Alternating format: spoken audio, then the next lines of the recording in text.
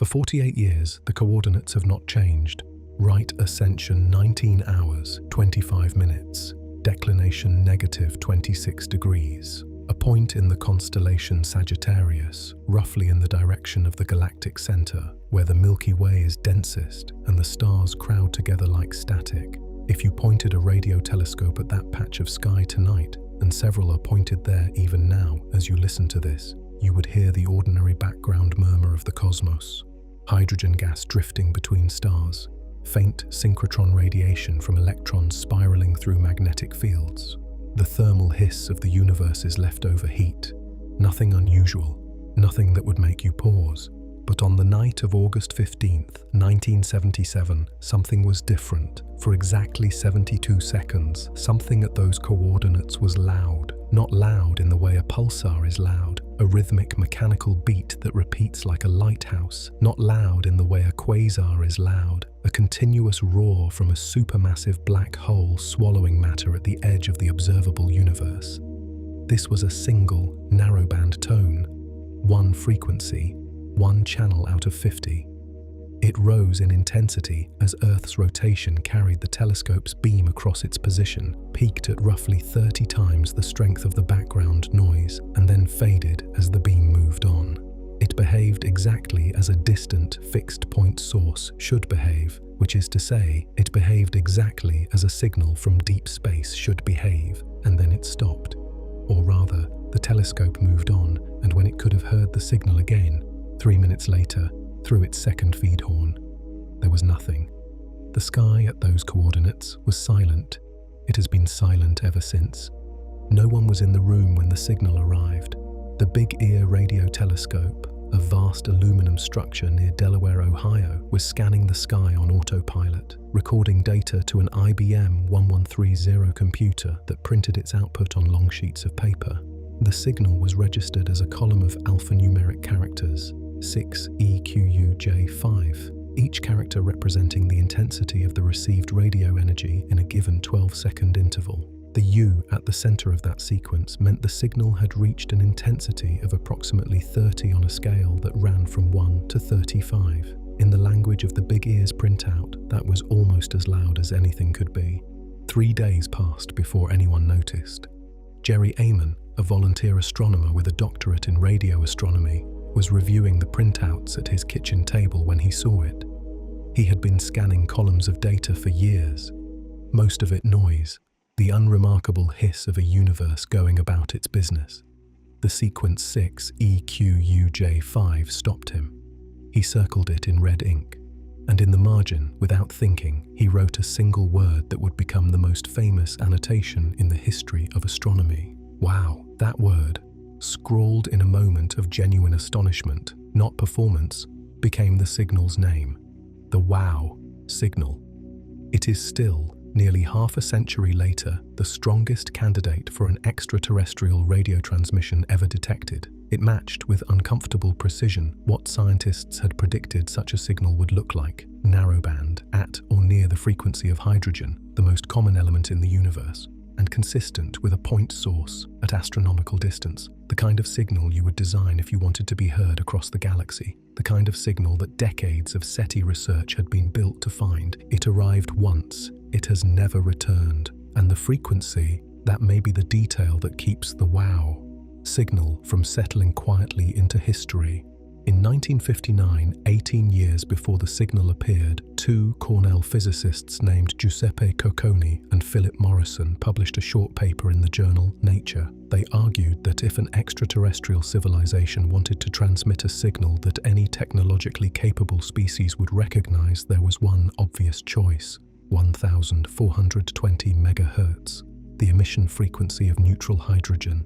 Every civilization with a radio telescope would discover this frequency early in its scientific development, because hydrogen is everywhere, in stars, in nebulae, in the vast clouds of gas between galaxies. It is, in the most literal sense, the note the universe hums at. Cocconi and Morrison called it a frequency of universal uniqueness, the logical meeting point on the electromagnetic spectrum. The WOW Signal arrived at 1420 megahertz. This could be coincidence. The telescope was, after all, tuned to search near that frequency. It was listening for exactly this kind of signal, so finding one is not, in itself, proof of anything other than the telescope working as intended. But the precision of the match, combined with the narrowband profile, combined with the signal's behavior as a point source, combined with the fact that this frequency band is internationally protected, no terrestrial transmitter is legally allowed to broadcast there, creates a set of coincidences that, taken together, resists easy dismissal. You are listening to this in a universe that contains, by current estimates, something on the order of 2 trillion galaxies.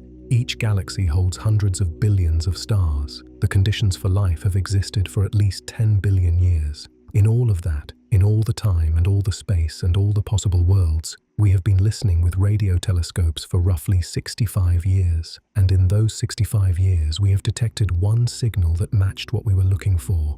One signal, 72 seconds long. Whether that fact fills you with dread or something quieter, something closer to the feeling of standing at the edge of deep water at night, knowing the water goes down farther than you can see, depends perhaps on what you think was at the other end of that signal.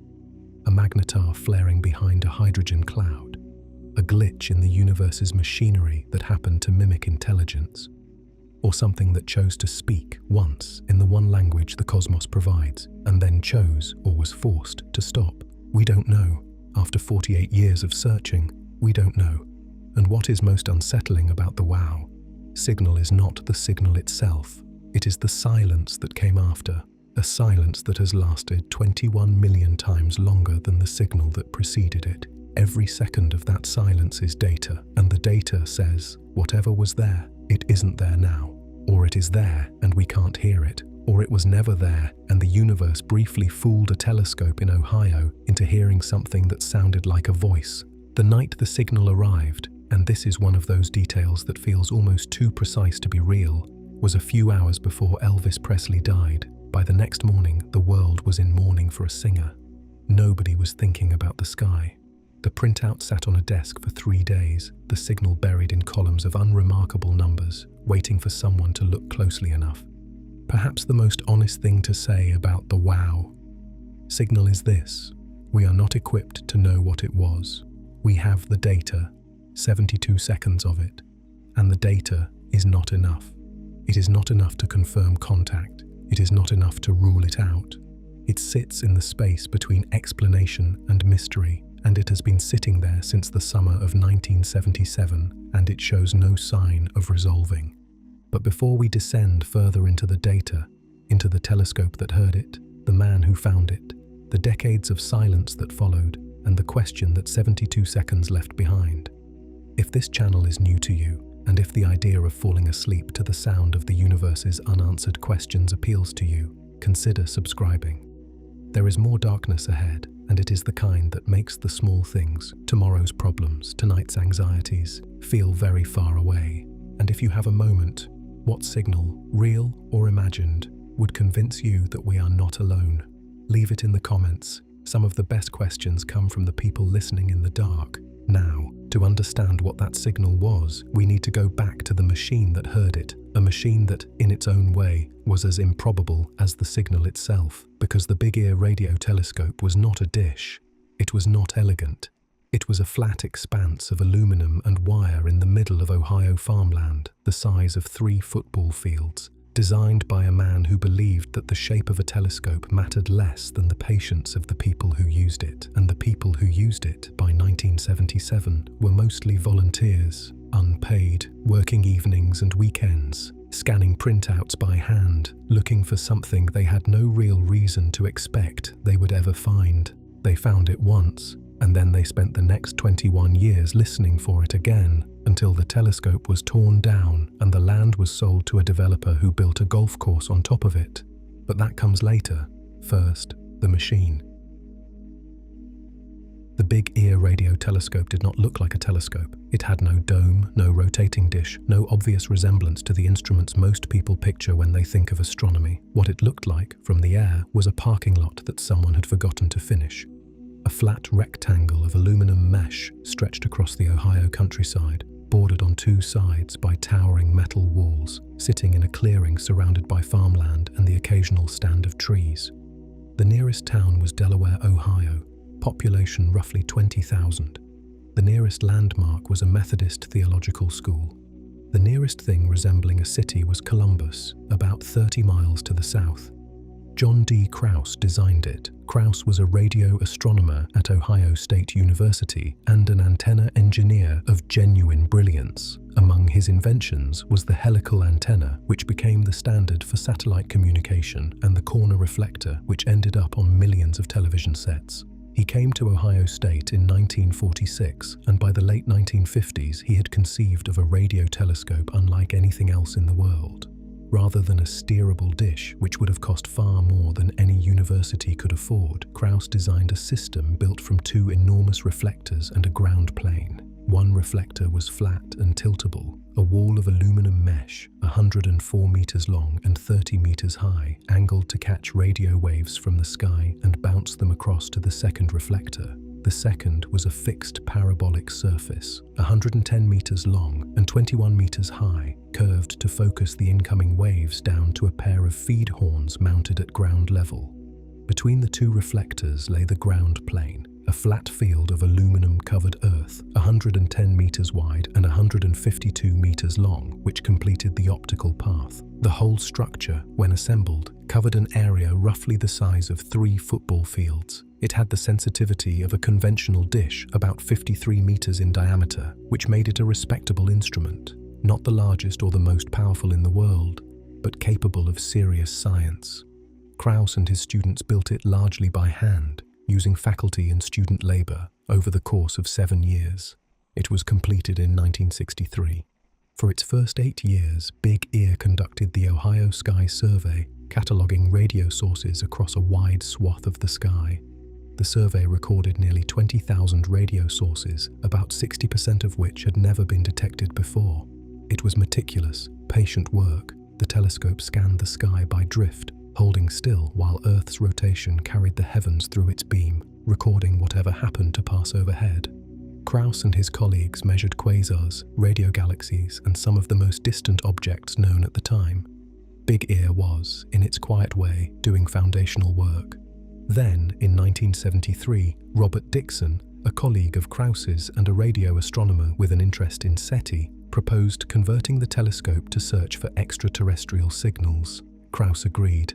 NASA provided a grant to upgrade the receiver from its original configuration to a 50-channel system, each channel covering a 10 kHz bandwidth connected to the existing IBM 1130 computer. New software, written in part by Jerry Ehman, processed the incoming signals and printed the results on continuous feed paper. The conversion marked the beginning of the Ohio SETI program, which would run without interruption from December 7, 1973, until the telescope's demolition 25 years later. It was the longest continuous SETI program in history, a record that still stands. The method was the same one Big Ear had always used. The telescope held still. Earth rotated. The sky drifted through the beam. Twice each day, the telescope's 2 feed horns, designated the positive horn and the negative horn, would sweep across the same strip of sky, separated by about 3 minutes. If a genuine celestial source passed through the beam, it would appear in both horns a few minutes apart, producing a matched pair of detections. This was the built-in verification. Any real signal from space would show up twice. The beam itself was narrow, about 3 arc minutes in right ascension, roughly a tenth of the apparent width of the full moon. It moved across the sky at the rate of Earth's rotation, which meant that any given point source would spend exactly 72 seconds inside the beam's sensitivity window. During those 72 seconds, a signal from a fixed source would grow in apparent strength as it entered the beam's center, peak, and then fade as it drifted out. The shape of that rise and fall was a signature, a Gaussian curve that matched the beam's profile. If a signal followed that curve, it was consistent with a celestial point source. If it didn't, it was likely interference from Earth. 72 seconds. That was all the telescope offered, a window the width of a long exhalation through which the entire sky had to pass, one thin strip at a time. By 1977, the Ohio SETI program had been running for nearly 4 years. Ehman was reviewing data by hand, a task that sounds archaic and was. The IBM 1130 was a capable machine for its era, but its era was the mid-1960s. The computer processed the incoming signals, assigned each 12-second interval an intensity value, and printed those values in rows and columns on paper. The intensity scale ran from blank below threshold through the digits 1 to 9, and then continued through the letters A to Z, with A representing 10, B representing 11, and so on up to Z at 35. Most of the printout was blank space and low single digits. The cosmos, as received by Big Ear, was mostly quiet. The work was monotonous and it was unpaid. Ehman was a volunteer. He had a doctorate from the University of Michigan and had worked as a radio astronomer at the observatory, but by the mid-1970s, budget cuts had reduced the staffing to a skeleton crew. Krauss, Dixon, and Ehman kept the program alive through dedication and donated time. They were not, in any conventional sense, expecting to find anything. The SETI program was a long shot, and everyone involved knew it. The telescope scanned, the computer printed, Ehman reviewed, and then, on a printout dated August 15, 1977, in a column representing a single 10 kHz channel near 1420 MHz, the numbers jumped. 6 EQUJ5. The sequence climbed from a 6, already above typical background, to E, then Q, then U. U meant an intensity of approximately 30 on that 1 to 35 scale, 30 times the background noise. In the language of radio astronomy, the signal-to-noise ratio was enormous, and then the sequence descended, J, then 5. The classic Gaussian rise and fall, the signature of a point source passing through the beam, one channel, one horn, 72 seconds, and when the second feed horn swept the same region of sky 3 minutes later, nothing. The signal was gone. Whatever had been there was no longer transmitting, or had moved, or had never been what it seemed. Ehman circled it. He wrote, "Wow," and the signal, from that moment on, had a name. What the printout could not tell Ehman, what no printout could tell anyone, was why the signal appeared in one feed horn and not the other. A genuine celestial source should have appeared in both, 3 minutes apart. The fact that it didn't meant one of several things. The source had switched off in those 3 minutes, or it had moved out of the beam, or the signal had some characteristic that Big Ear's dual horn system was not equipped to resolve. None of these explanations was entirely satisfying. All of them raised further questions, and the printout, with its neat columns and alphanumeric code, offered no further answers. The data was finite, 72 seconds, one channel, one horn, and a Gaussian curve that matched exactly what a deep space signal should look like. For the next several months, Ehman turned the telescope back towards Sagittarius. He observed the same coordinates repeatedly, waiting for the signal to return. He adjusted the search parameters, broadened the frequency window, extended the observation periods. The coordinates were quiet.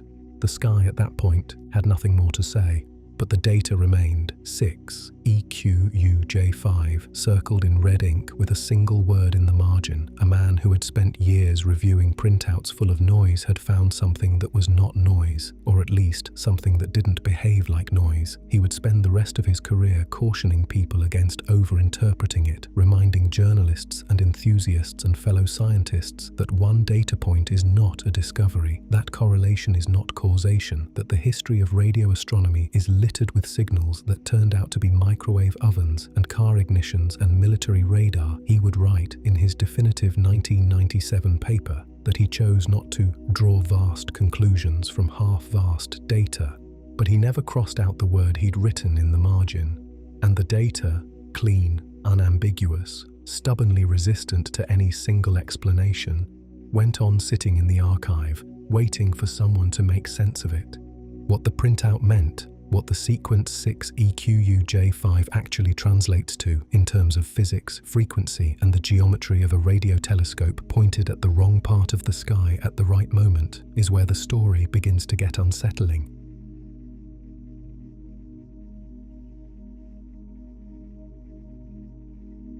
Jerry Ehman did not set out to become the most famous footnote in the history of SETI. He was trained as a radio astronomer, a University of Michigan doctorate, a faculty position at Ohio State, years of careful observational work on the Ohio Sky Survey. By the mid-1970s, though, the funding had dried up. Ohio State cut the observatory's budget, and Ehman, along with most of the paid staff, was let go. He stayed on as a volunteer because the work mattered to him, and because leaving would have meant abandoning a search that no one else seemed willing to do. This is worth pausing over. The man who discovered the strongest candidate signal for extraterrestrial intelligence in the history of radio astronomy was, at the time, unpaid. He was donating his evenings and weekends to a program that operated on leftover NASA grant money and the goodwill of a handful of people who believed the sky was worth listening to. The Big Ear SETI project, which would eventually earn a place in the Guinness Book of World Records as the longest-running search of its kind, was held together less by institutional support than by a particular kind of stubbornness, the stubbornness of people who understood that the odds were terrible and showed up anyway. Ehman's routine was straightforward. The IBM 1130 processed the incoming data from Big Ear's 50-channel receiver and printed it on continuous feed paper. Long sheets of alphanumeric characters arranged in rows and columns, each column representing one of the 50 frequency channels, each row representing a 12-second time interval. The printouts accumulated. Ehman took them home and reviewed them by hand, running his eyes down the columns, looking for anything that stood above the noise floor. Most of the data was unremarkable, single digits, blanks, the steady, flat hum of a universe that, at radio frequencies, sounds mostly like static. The printout from August 15, 1977 would have looked no different from any other at first glance. Rows of low numbers, the occasional flicker in one channel or another, usually terrestrial interference, a passing aircraft, a malfunction in the receiver. Ehman had learned to recognize these patterns. They were part of the landscape, the radio equivalent of traffic noise, and he filtered them out with the practiced ease of someone who had been doing this for years. What stopped him was a single column, Channel 2, the narrowband channel centered near 1420 MHz, the hydrogen line. The numbers in that column for 6 consecutive 12-second intervals read 6, E, Q, U, J, 5. No other channel showed anything unusual during the same period. The surrounding rows before and after were quiet. The signal existed in a single column, in a single pass, and nowhere else. Ehman understood immediately what the rise and fall pattern meant. A signal that increases in strength, peaks, and then decreases again over the course of 72 seconds is the signature of a point source transiting through a drift scan telescope's beam. The shape is determined by the beam's geometry, a Gaussian profile, smooth and symmetrical, with the peak intensity at the moment the source crosses the beam's center. It is, in radio astronomy, one of the most recognizable patterns there is. Stars do it, quasars do it, satellites in geostationary orbit do it. Anything sufficiently distant and sufficiently compact will trace the same curve as Earth's rotation carries it through the telescope's field of view. The signal was doing it, and it was doing it on a single protected frequency, a band where terrestrial transmitters are forbidden by international agreement, specifically because radio astronomers use it to study hydrogen. The combination was striking. Enormous signal strength, narrowband emission, hydrogen line frequency, point source profile. Each of these properties, individually, could be explained. A strong signal might be interference. Narrowband emission occurs naturally in some astrophysical masers. The hydrogen line is, by definition, where hydrogen radiates. A Gaussian curve is just geometry, but all four together in a single 72-second window on a frequency that had been explicitly identified 18 years earlier by Cocconi and Morrison as the logical channel for interstellar communication. That was something Ehman had never seen before. He circled it. He wrote, "Wow." And then, because he was a scientist and not a storyteller, he did what scientists do. He went looking for reasons to doubt it. The first and most obvious question was the missing second detection. Big Ear's 2 feed horns scanned the same strip of sky roughly 3 minutes apart. If the source was genuinely celestial, a fixed point in the sky, it should have appeared in both horns. The printout showed the signal in one horn only. When the second horn passed over the same coordinates, the column was quiet. "We should have seen the source come through twice in about 3 minutes," Ehman later explained. "We didn't see the second one. The only way that could happen was if the signal had stopped, or if the source had moved out of the beam in the space of roughly 3 minutes. Neither scenario was easy to account for. A natural astrophysical source doesn't switch off in 3 minutes. A satellite wouldn't produce a narrowband signal at a protected frequency, and if the signal was artificial and deliberate, if someone, somewhere, was transmitting, then whoever it was had stopped almost immediately." The second question was repetition. A real astronomical source should be observable again. If the signal was coming from a fixed point in the sky, the same coordinates would pass through Big Ear's beam the following night, and the night after that, and every night for as long as the source was active. Ehman turned the telescope back toward the signal's position. He observed it repeatedly over the following months. He found nothing. The sky at those coordinates was indistinguishable from any other patch of sky. The signal, whatever it had been, was a one-time event. This troubled Ehman more than anything else. In an interview years later, he said, "Even if it were intelligent beings sending a signal, they'd do it far more than once. The logic was sound. A civilization attempting to make contact would presumably repeat its transmission, at the very least, to ensure it was received. A single 72-second pulse with no repetition, no follow-up, no modulation, no encoded content, fit no model of deliberate communication that Ehman could construct. It fit no model of known natural phenomena either. It fit, in fact, nothing." And here is where the mythology and the man diverge. The popular story of the WOW signal is a story of excitement, a scientist finding evidence of alien life and scrawling his amazement in the margin. The reality is considerably more restrained. Ehman spent years after the detection cautioning against exactly this interpretation. He considered and publicly discussed the possibility that the signal was terrestrial in origin, perhaps a transmission reflected off a piece of orbital debris. He investigated this hypothesis and eventually moved away from it after calculations showed that a reflector capable of producing the observed signal would need to be implausibly large and positioned at an implausibly precise angle. But his skepticism did not translate into belief. When reporters asked him whether the signal was from aliens, his answer was consistent across decades of interviews. "I can speculate, but there's nothing to back it up." His 1997 paper, The Big Ear WOW Signal: What We Know and Don't Know About It After 20 Years, remains the definitive technical account of the detection, and its tone is almost deliberately anticlimactic. Ehman walks through each possible explanation. Terrestrial interference, unlikely given the protected frequency. Aircraft, inconsistent with the signal profile. Satellite, no known satellite matches. Reflection off space debris, physically implausible. Interstellar scintillation, possible but improbable given the signal strength. Extraterrestrial intelligence, cannot be ruled out, but a single unrepeated detection is insufficient evidence. His conclusion is a masterwork of scientific honesty, a sentence that manages to hold open the door to the most extraordinary claim in human history while firmly declining to walk through it. Since all of the possibilities of a terrestrial origin have been either ruled out or seem improbable, and since the possibility of an extraterrestrial origin has not been able to be ruled out, I must conclude that an ETI might have sent the signal that we received as the WOW source. Might. Not did, not probably, might. He followed this with a qualifier that deserves to be as famous as the word he wrote in the margin. "I choose not to draw vast conclusions from half-vast data." That sentence, dry, self-aware, a little bit funny, contains everything you need to know about Ehman's relationship to his own discovery.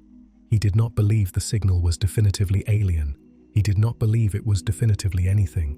He believed it was anomalous, unexplained, and deserving of further investigation that, for various reasons, funding, telescope access, the fundamental problem of a source that refuses to repeat, never fully materialized. He lived with the ambiguity. He did not resolve it. He did not try to. There is something in this that feels like the right response to the universe. The data says what the data says. The silence says what the silence says. And the distance between the two is not a space to fill with speculation, but a space to sit with, uncomfortable, unresolved, and honestly acknowledged. Ehman retired from active research. He volunteered at his local church. When interviewers called, he answered their questions patiently and gave the same careful, measured responses he had been giving since 1977. He did not become a celebrity.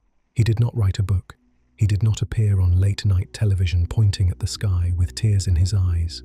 He circled a number on a printout, wrote one word in the margin, and spent the rest of his life insisting that one word was not enough to build a conclusion on. The signal did not share his restraint. It entered the culture. It became a symbol. The printout with the red circle and the handwritten "Wow" is displayed at Ohio State University, and reproductions of it circulate online with the persistence of religious relics. The signal's name, given in a moment of unguarded astonishment by a man who would spend decades being guarded, has outlived the telescope that detected it, the computer that processed it, and, as of 2021, the man who discovered it. Ehman died in his 80s, still cautious, still unwilling to say more than the data allowed. But the data is still there, 6EQUJ5, 72 seconds, one channel, one horn, one frequency. And the question the data raised, a question Ehman asked honestly and answered incompletely, because an incomplete answer was the only honest one, is still open. What the data means in terms of physics and frequency and the geometry of interstellar distance is something Ehman spent years trying to articulate. The signal was not just strong, it was strong at a frequency that had been predicted decades in advance as the most logical channel for contact between civilizations that have never met. And that prediction, where it came from, why it was made, and what it means that the "wow" signal happened to arrive on exactly that channel, is a story that begins not in Ohio but in a conversation between two physicists who were thinking about a problem no one had ever tried to solve. The string of characters looks at first like a password someone forgot to write down. 6 symbols with no obvious meaning, no pattern, no human language behind them. 6EQUJ5. It has been printed on t-shirts, tattooed on forearms, engraved on plaques, and cited in thousands of articles and papers, and yet most of the people who recognize it could not tell you what it actually represents. It is not a message, it is not a code, it is a measurement, 6 data points, recorded 12 seconds apart, describing the intensity of a radio signal as it passed through the beam of a telescope that no longer exists. To read 6EQUJ5 is to read the signal's autobiography in 6 characters. The Big Ear's recording system used a scale that ran from 0 to 35. Values from 0 to 9 were represented as digits. Values from 10 onward were represented as letters, A for 10, B for 11, and so on through Z for 35. A blank space on the printout meant the signal was below the system's detection threshold. A single digit, a 1 or a 2, meant a faint signal barely above the noise. Most of the printout, for most of the program's 22-year lifespan, consisted of blanks and low single digits. The universe at the frequency's Big Ear was monitoring whispered. The "wow" signal did not whisper. The first character, 6, means the signal had already risen to 6 times the background noise in the first 12-second sampling interval, which implies it was growing in strength as the telescope's beam began to sweep across it. E is 14, Q is 26, U is 30, the peak, the moment the source crossed closest to the center of the beam. Then the descent, J is 19, and 5 brings the signal back down to 5 times the noise floor, fading as the source drifted out of the beam's sensitivity window. 6 data points, 72 seconds, a signal that rose, crested, and fell in the exact pattern you would expect from a distant point source carried through a stationary telescope's beam by the rotation of the Earth. This shape, the Gaussian rise and fall, is the single most important feature of the detection. It is what separates the "wow" signal from the thousands of interference events, equipment glitches, and data artifacts that radio astronomers encounter routinely. Terrestrial interference tends to appear suddenly and disappear suddenly. It doesn't follow a smooth curve. It doesn't peak at the center of the beam and taper symmetrically on either side. A passing aircraft creates a signal that moves through the beam at the wrong rate. A malfunctioning receiver produces noise across multiple channels simultaneously. The "wow" signal did none of these things. It behaved in every measurable respect like a fixed source at astronomical distance.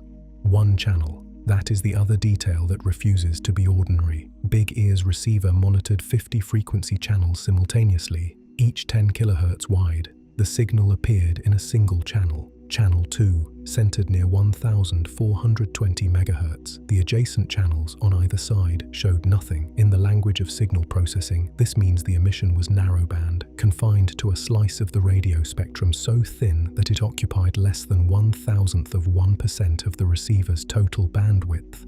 Natural astrophysical sources, with a few specialized exceptions, do not produce signals this narrow. Stars radiate across broad swaths of the spectrum. Galaxies produce wide bandwidth emission. Pulsars pulse across many frequencies at once. The universe, generally speaking, is noisy in a broad, untidy way. Narrowband signals are, in our experience, the product of engineering. Broadcast transmitters are narrowband. Radar is narrowband. Communication satellites are narrowband. When SETI researchers designed their search strategies, they looked specifically for narrowband emission because a narrow signal stands out against the broad background noise of the cosmos, the way a laser beam stands out against a floodlight. It concentrates energy into a small frequency range, making it far easier to detect across vast distances. A civilization trying to be heard would, logically, transmit narrowband. It is the most efficient way to push a signal across interstellar space. The WOW signal was narrowband, on the one frequency that, 18 years earlier, had been identified as the most logical choice for interstellar communication. There is a word for this kind of convergence, and the word is not proof. The word is consistent.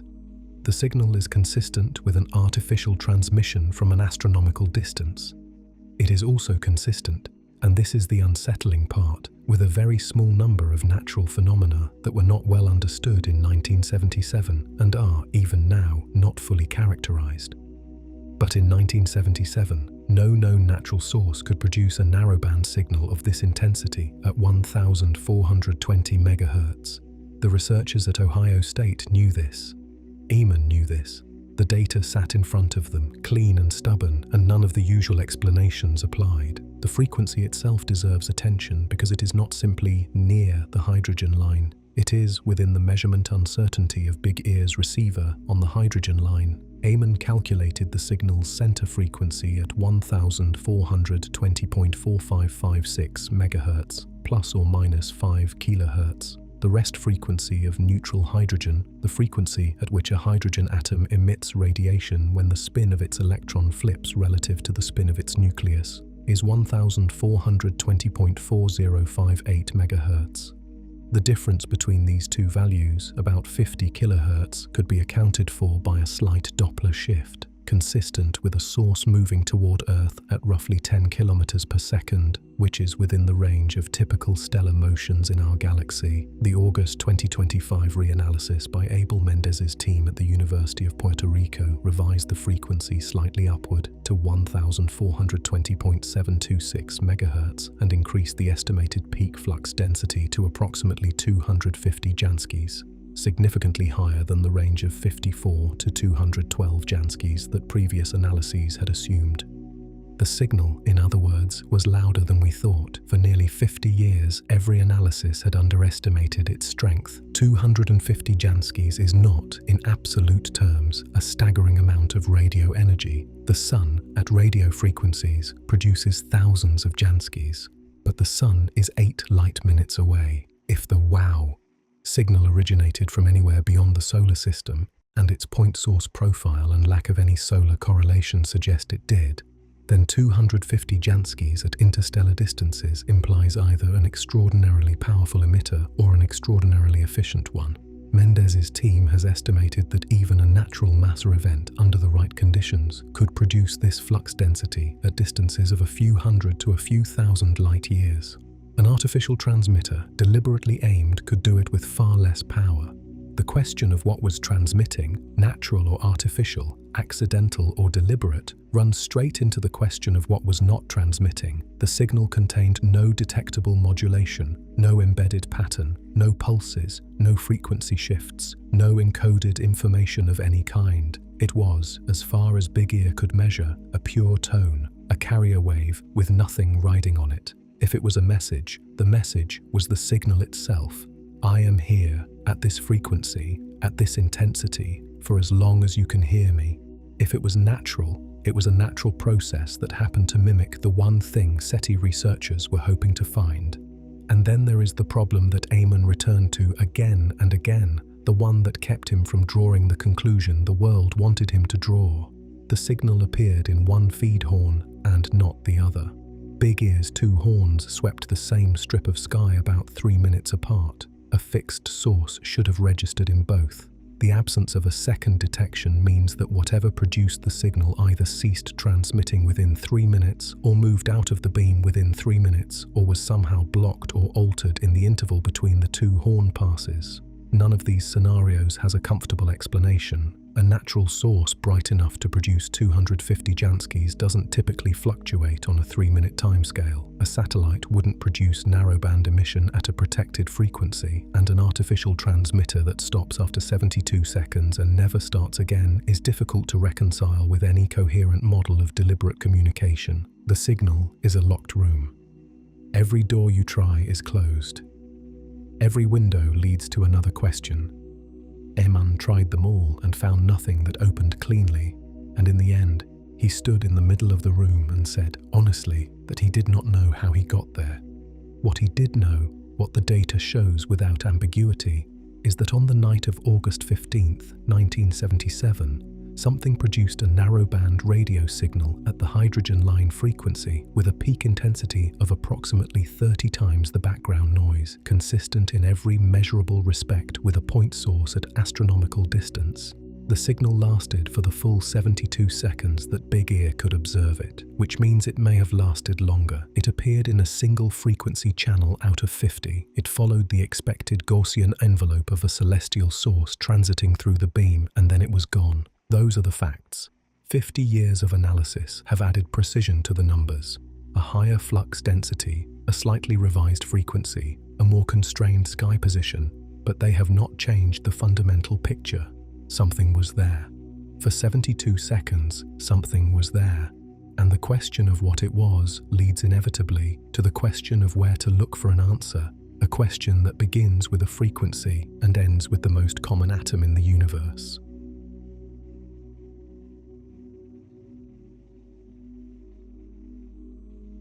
The idea arrived before the signal did, by nearly 2 decades. In the summer of 1959, Giuseppe Cocconi walked into Philip Morrison's office at Cornell University with a question that neither of them had been trained to answer. Cocconi was an Italian physicist who had spent most of his career working on cosmic rays and particle interactions, the small end of the universe, the subatomic. Morrison was broader in his interests, a theoretical physicist who had worked on the Manhattan Project and gone on to think about astrophysics, gamma-ray astronomy, and the kinds of large questions that don't fit neatly into a single discipline. They were colleagues, not collaborators, and the question Cocconi brought with him that day was not the sort of thing that normally came up between two physicists at an Ivy League university in the late 1950s. If there are people out there, Cocconi said, won't they communicate with gamma rays? They'd cross the whole galaxy. Morrison considered this. Gamma rays would indeed travel enormous distances, but they would also be absorbed by interstellar gas, and detecting them required instruments that, in 1959, barely existed. What about radio? He said. It's much cheaper. You get many more photons per watt, and that must be what counts. They began working on it that afternoon. Within weeks, they had written a paper, short, direct, and unlike anything either of them had published before. It appeared in the September 19th issue of Nature under the title Searching for Interstellar Communications, and it made an argument that would shape the next 6 decades of SETI research. The argument was deceptively simple. If extraterrestrial civilizations exist, and if they want to communicate across interstellar distances, they will use electromagnetic radiation, because nothing else travels fast enough. Of the entire electromagnetic spectrum, the radio band offers the best combination of low energy cost, minimal absorption by interstellar gas, and low background noise. But the radio spectrum is enormous. billions of possible frequencies, any one of which could carry a signal. How would two civilizations separated by light years and with no prior contact agree on which frequency to use? Cocconi and Morrison's answer was hydrogen. Specifically, the hyperfine transition of neutral hydrogen at 1420.405 MHz, the frequency emitted when the spin of a hydrogen atom's electron flips from parallel to antiparallel relative to the nucleus. This transition produces radiation at a wavelength of about 21 centimeters, and it is, in astrophysical terms, ubiquitous. Hydrogen is the most abundant element in the universe. Every galaxy, every nebula, every molecular cloud contains it. Any civilization that develops radio astronomy will discover the hydrogen line early because it is one of the strongest and most distinctive features of the radio sky. It is a frequency that no technological species could miss. Their reasoning was elegant. You don't need a shared language, a shared culture, or a shared history. You need a shared universe. And the universe, regardless of where you are in it, is made mostly of hydrogen. The 1420 MHz line is not a human invention. It is a physical constant, a property of the atom itself, independent of who is measuring it. If you wanted to choose a frequency that any radio-capable civilization would know, you could hardly do better. The probability of success is difficult to estimate, they wrote, but if we never search, the chance of success is zero. That closing line became one of the most quoted sentences in the history of science, but the paper's real legacy was the frequency. 1420 MHz, the hydrogen line, the cosmic hailing frequency, a term that would not be coined for years, but that captured exactly what Cocconi and Morrison were proposing, a natural meeting point on the electromagnetic spectrum, where species that have never met might recognize each other's signals. The idea landed in a world that was ready for it, or nearly so. In April 1960, just 7 months after the paper's publication, a young astronomer named Frank Drake pointed the 85-foot Tatell telescope at the National Radio Astronomy Observatory in Greenbank, West Virginia, at two nearby sun-like stars, Tau Ceti and Epsilon Eridani. He tuned the receiver to 1420 MHz. He listened for about 200 hours. The project was called Ozma, after the princess in L. Frank Baum's stories about the land of Oz, a name Drake chose deliberately because Oz was a place very far away, difficult to reach and populated by exotic beings. Drake heard nothing, or rather he heard one false alarm, a strong signal that turned out to be a classified military aircraft, and then nothing. Tau Ceti and Epsilon Eridani were quiet at the hydrogen line, and they have remained quiet ever since. But Drake's experiment established something that the Cocconi-Morrison paper had only proposed, that it was possible to search, that you could point a radio telescope at a star, tune to a specific frequency, and listen with enough sensitivity to detect a transmitter of reasonable power at interstellar distances. The technology existed. The method worked. The only missing element was a signal. For the next 17 years, various SETI programs around the world searched at or near the hydrogen line. The Ohio SETI program, beginning in 1973, was the most sustained of these. Big Ear scanning the sky day after day, year after year, its 50-channel receiver centered on the band around 1420 MHz. The logic of Cocconi and Morrison had become operational doctrine. If someone was transmitting, this was where they would transmit, and if they were transmitting at this frequency, it was because they had reasoned their way to the same conclusion that two physicists at Cornell had reached in 1959, that hydrogen is universal, that 1420 MHz is universal, and that universality is the only basis for communication between minds that share nothing else. This is the context in which the wow signal must be understood. When Ehman saw that column of numbers climbing toward you on a channel centered near the hydrogen line, he was not seeing an anomaly in the abstract. He was seeing exactly the kind of signal that the entire SETI enterprise had been constructed to find. The frequency, the bandwidth, the intensity profile. These were not random properties that happened to be interesting. They were the specific properties that Cocconi and Morrison had predicted, that Drake had searched for, and that 2 decades of SETI methodology had been designed to detect. The wow signal did not merely resemble what an extraterrestrial transmission was expected to look like. It matched the template. And this is where the discomfort begins, because there are only two ways to interpret that match. Either the signal was artificial, designed as Cocconi and Morrison predicted to be recognizable, or it was natural and the universe happened to produce, on the one frequency where we were listening most intently, a signal with the exact characteristics we were hoping to find. The first interpretation is extraordinary. The second is, in its own way, equally strange, because it means the universe is capable of generating false positives so precise that they are indistinguishable on a single observation from the real thing. Neither interpretation lets you sleep easily. One means someone was out there, speaking the only language the cosmos provides, and then stopped. The other means the cosmos itself can whisper in a voice that sounds, for 72 seconds, almost like speech. The hydrogen line sits in a region of the radio spectrum sometimes called the waterhole, a quiet band between the emission frequencies of hydrogen and the hydroxyl radical, the two components of water. The name is a deliberate metaphor. A waterhole in the Serengeti or on the American plains is where different species come to drink. The radio waterhole is where different civilizations, if they exist, might come to listen.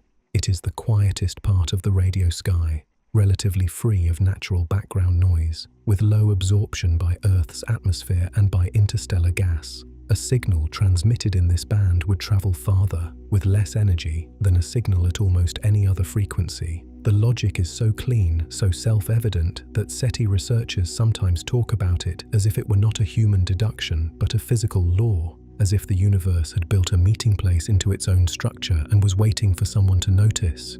Cocconi and Morrison noticed. Drake acted, and 17 years later, on a night when no one was watching, a telescope in Ohio recorded a signal at the meeting place. Whether anyone was there, or whether the meeting place was simply echoing with its own emptiness, is the question that has outlasted every attempt to answer it.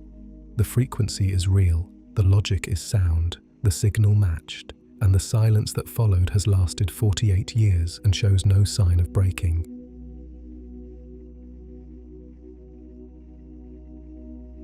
In the weeks after the detection, Ehman did what any careful scientist would do with an anomalous result. He tried to reproduce it. Big Ear's drift scan method meant the same strip of sky passed through the beam once every sidereal day, every 23 hours and 56 minutes. The coordinates where the signal had appeared would return, predictably, at nearly the same time each night. All Ehman had to do was wait, watch the printouts, and see if the signal came back. If it was a genuine celestial source, a transmitter, a massa, a natural phenomenon locked to a fixed position in the sky, it would be there again. The telescope would sweep across it, the feed horns would record it, and the printout would show another column of elevated numbers at the hydrogen line. That was the expectation. That was how radio astronomy worked. Sources that are real come back. The signal did not come back.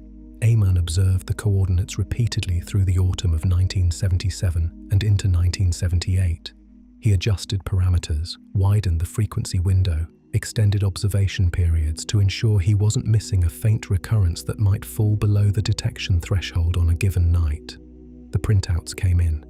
He reviewed them at his kitchen table, the same way he had reviewed the printout that started everything. Column after column of low numbers. The occasional blip of terrestrial interference. Nothing at the hydrogen line. Nothing that resembled the shape or the intensity of the August 15th detection. The sky, at those coordinates, was as quiet as any other patch of sky. He would later tell interviewers that he searched the position about 50 times. 50 passes of the telescope beam across the same coordinates. 50 opportunities for the signal to reappear.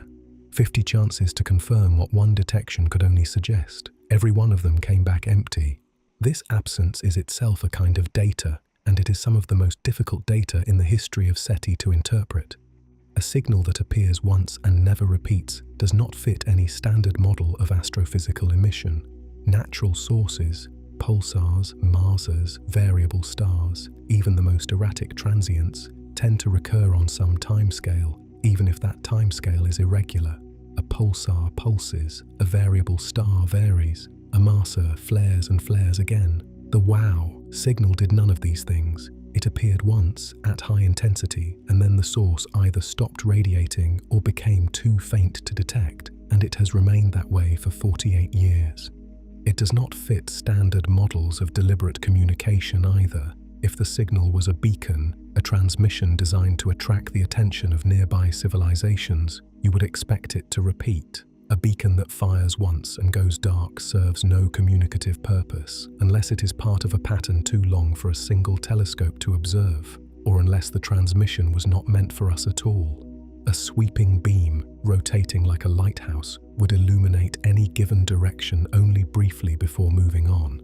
A civilization transmitting sequentially toward many star systems would, from any single receiver's perspective, appear once and then fall silent, not because the transmitter stopped, but because it turned to face somewhere else. This possibility that the WOW signal was a fragment of a larger pattern we happen to intercept has never been excluded. It has also never been confirmed, because confirming it would require detecting the signal again, and detecting it again is precisely what 48 years of effort have failed to do. The Ohio SETI program continued after the WOW signal. Big Ear kept scanning, kept printing, kept feeding its output to volunteers who reviewed it by hand. The program would run for another 21 years until 1995, when the university's lease on the land expired. In all that time, more than 2 decades of continuous sky surveys near the hydrogen line, the WOW signal was never replicated. Other candidate signals appeared from time to time, flagged by the software or by human reviewers, but none had the combination of intensity, bandwidth, frequency, and Gaussian profile that made the 1977 detection unique. The WOW signal was not the beginning of a pattern. It was an isolated event, suspended in a sea of non-detection.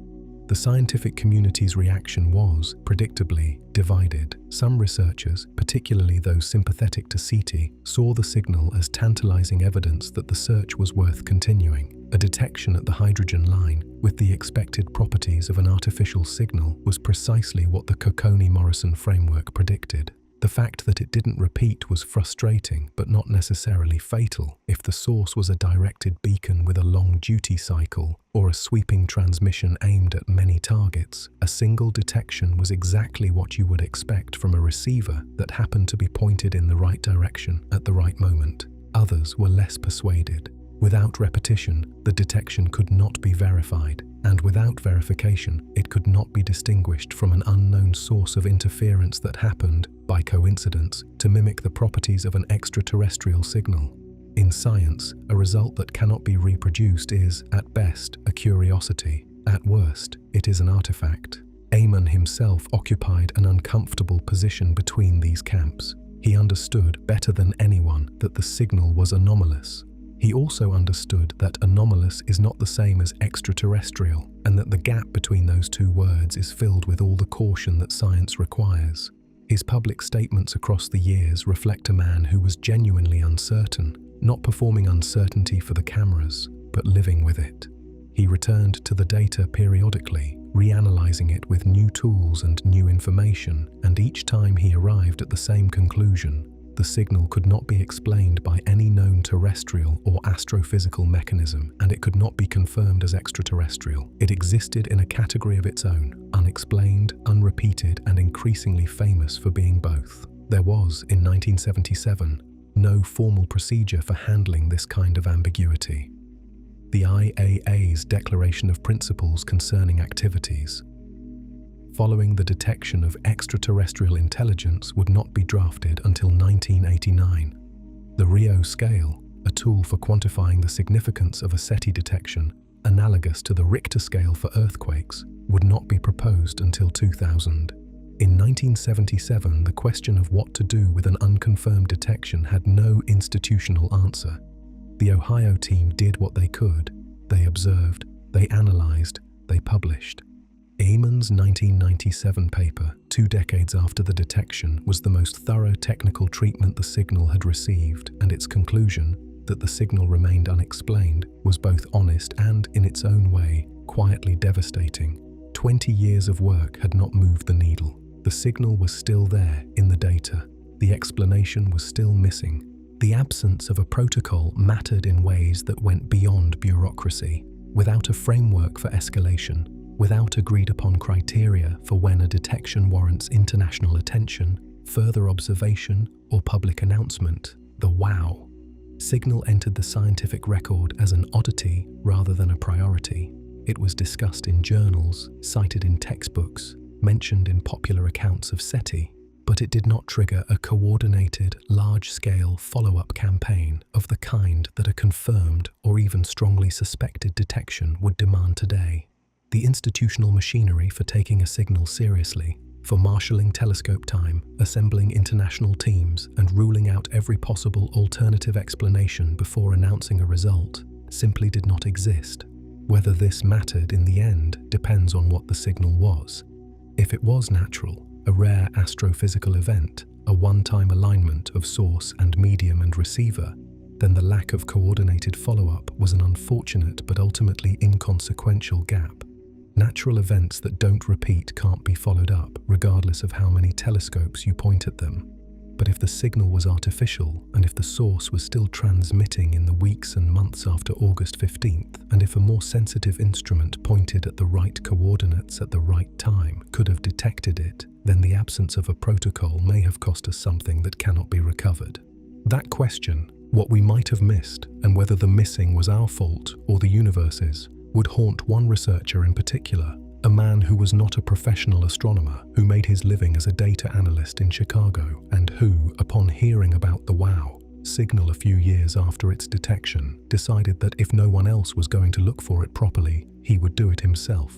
He started with a 12-foot dish from a ham radio flea market, mounted on a motorized base in his backyard. It was not, by any professional standard, a serious instrument. But Robert Gray was not interested in professional standards. He was interested in the signal, and he would chase it for the rest of his life.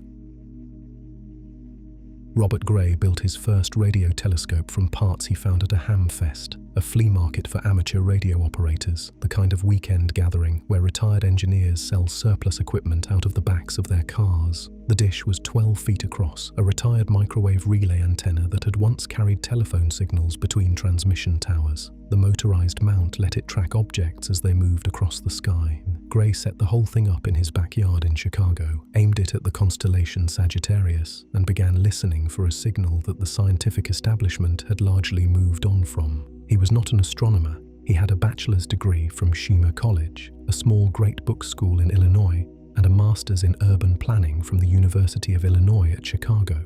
He made his living as a data analyst, running a company called Gray Data, later Gray Consulting, which provided research services and published reference cards for microcomputer software. He was, in every institutional sense, an outsider. What he had was a rigorous analytical mind, an obsessive attention to detail, and a conviction that the WOW signal deserved better than a shrug and a filing cabinet. He had read about the signal a few years after its detection, probably in the astronomy section of a university library, where he spent his free time keeping up with developments in a field that was not his profession, but had been his passion since childhood. Something about the data caught him. Not the romance of it, not the alien contact mythology, but the specifics, the intensity, the Gaussian curve, the hydrogen line frequency, the fact that no one had been able to explain it and no one had mounted a sustained, dedicated effort to find it again. Gray contacted the Ohio State team, visited the Big Ear Observatory and spoke at length with Ehman, Dixon and Krauss. He came away with a detailed understanding of the detection and an intention that he would pursue for the next 4 decades. He was going to find the signal, or prove, definitively, that it could not be found. The backyard dish in Chicago was a beginning, not a solution.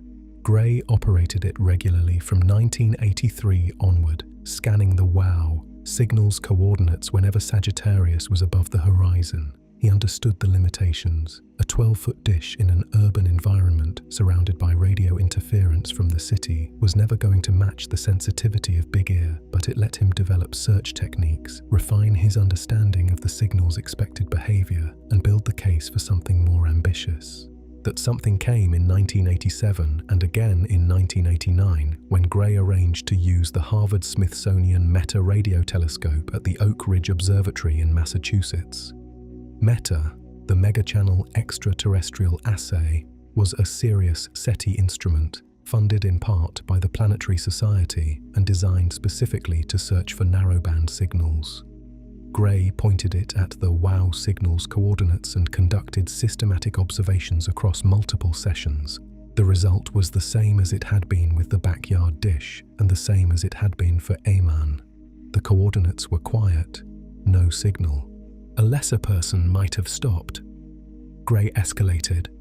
In 1995 and 1996, he secured observation time on the Very Large Array in New Mexico, 27 dishes, each 25 meters in diameter, arranged in a Y-shaped configuration across the desert floor, together forming a radio telescope with the sensitivity of a single dish miles wide. Gray became the first amateur astronomer to use the VLA and the first individual to use it specifically for SETI observations. The instrument was sensitive enough to detect a signal 1,000 times weaker than the original WOW detection if the source was still transmitting at even a tiny fraction of its 1977 intensity, a continuous low-power hum beneath the noise floor that Big Ear had been too insensitive to pick up. The VLA would find it. The VLA found nothing. No continuous signal, no intermittent signal, no faint residual emission at the hydrogen line or anywhere near it. The coordinates were as silent as they had been for every other instrument that had ever been pointed at them. Gray considered why. One possibility was that the observations had been too short. His VLA sessions lasted less than an hour for any given position. If the signal was intermittent, if it turned on and off with a period longer than 22 minutes, then a short observation might miss it entirely. Big Ear's original detection had been a single 72-second event. What if the source transmitted for a few minutes every several hours or every several days? A brief observation window, even with the world's most powerful telescope, would be looking at the wrong time. To test this, Gray needed long observations, extended continuous sessions pointed at the same coordinates for as many hours as the source region was above the horizon. The problem was that the WOW signal's position in Sagittarius, near the galactic center, is low in the sky from the northern hemisphere. From most northern observatories, the source region is observable for only a few hours each night. Gray needed a telescope in the southern hemisphere, where Sagittarius climbs high overhead and can be tracked for up to 14 continuous hours.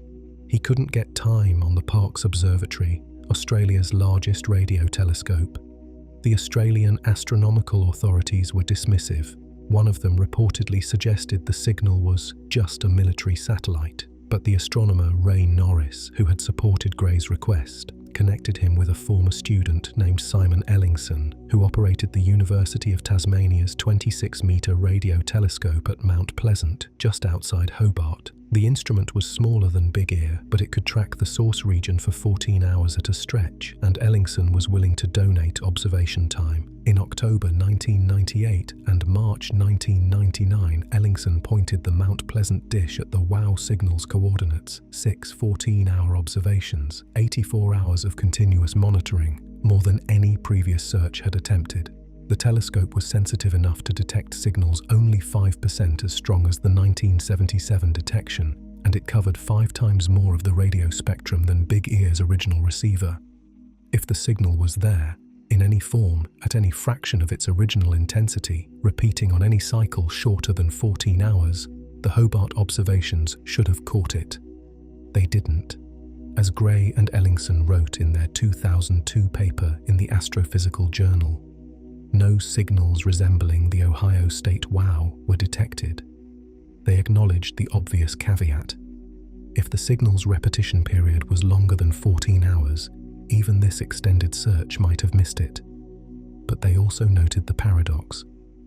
If the signal repeated so rarely that 84 hours of targeted observation could miss it, then the probability of Big Ear catching it in a single 72-second drift scan was extraordinarily small. The longer you assumed the repetition period to be, the less likely the original detection became. The math turned back on itself.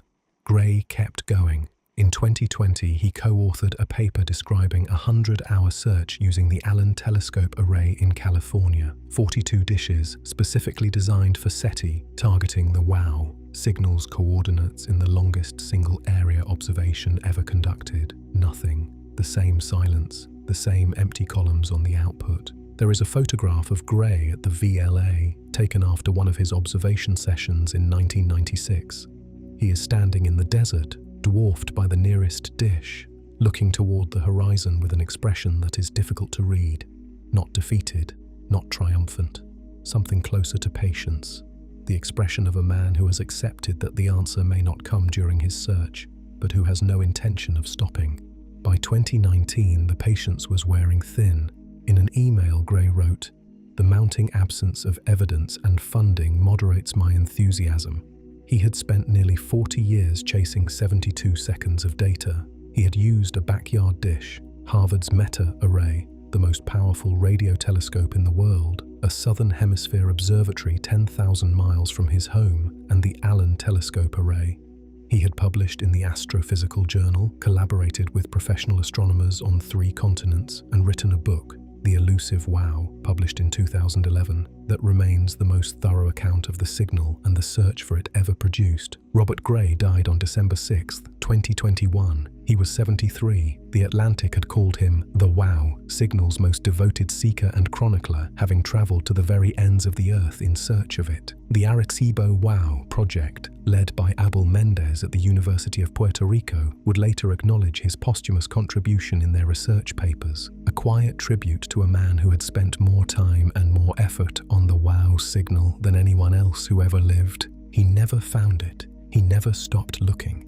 And the coordinates, as of tonight, are still silent.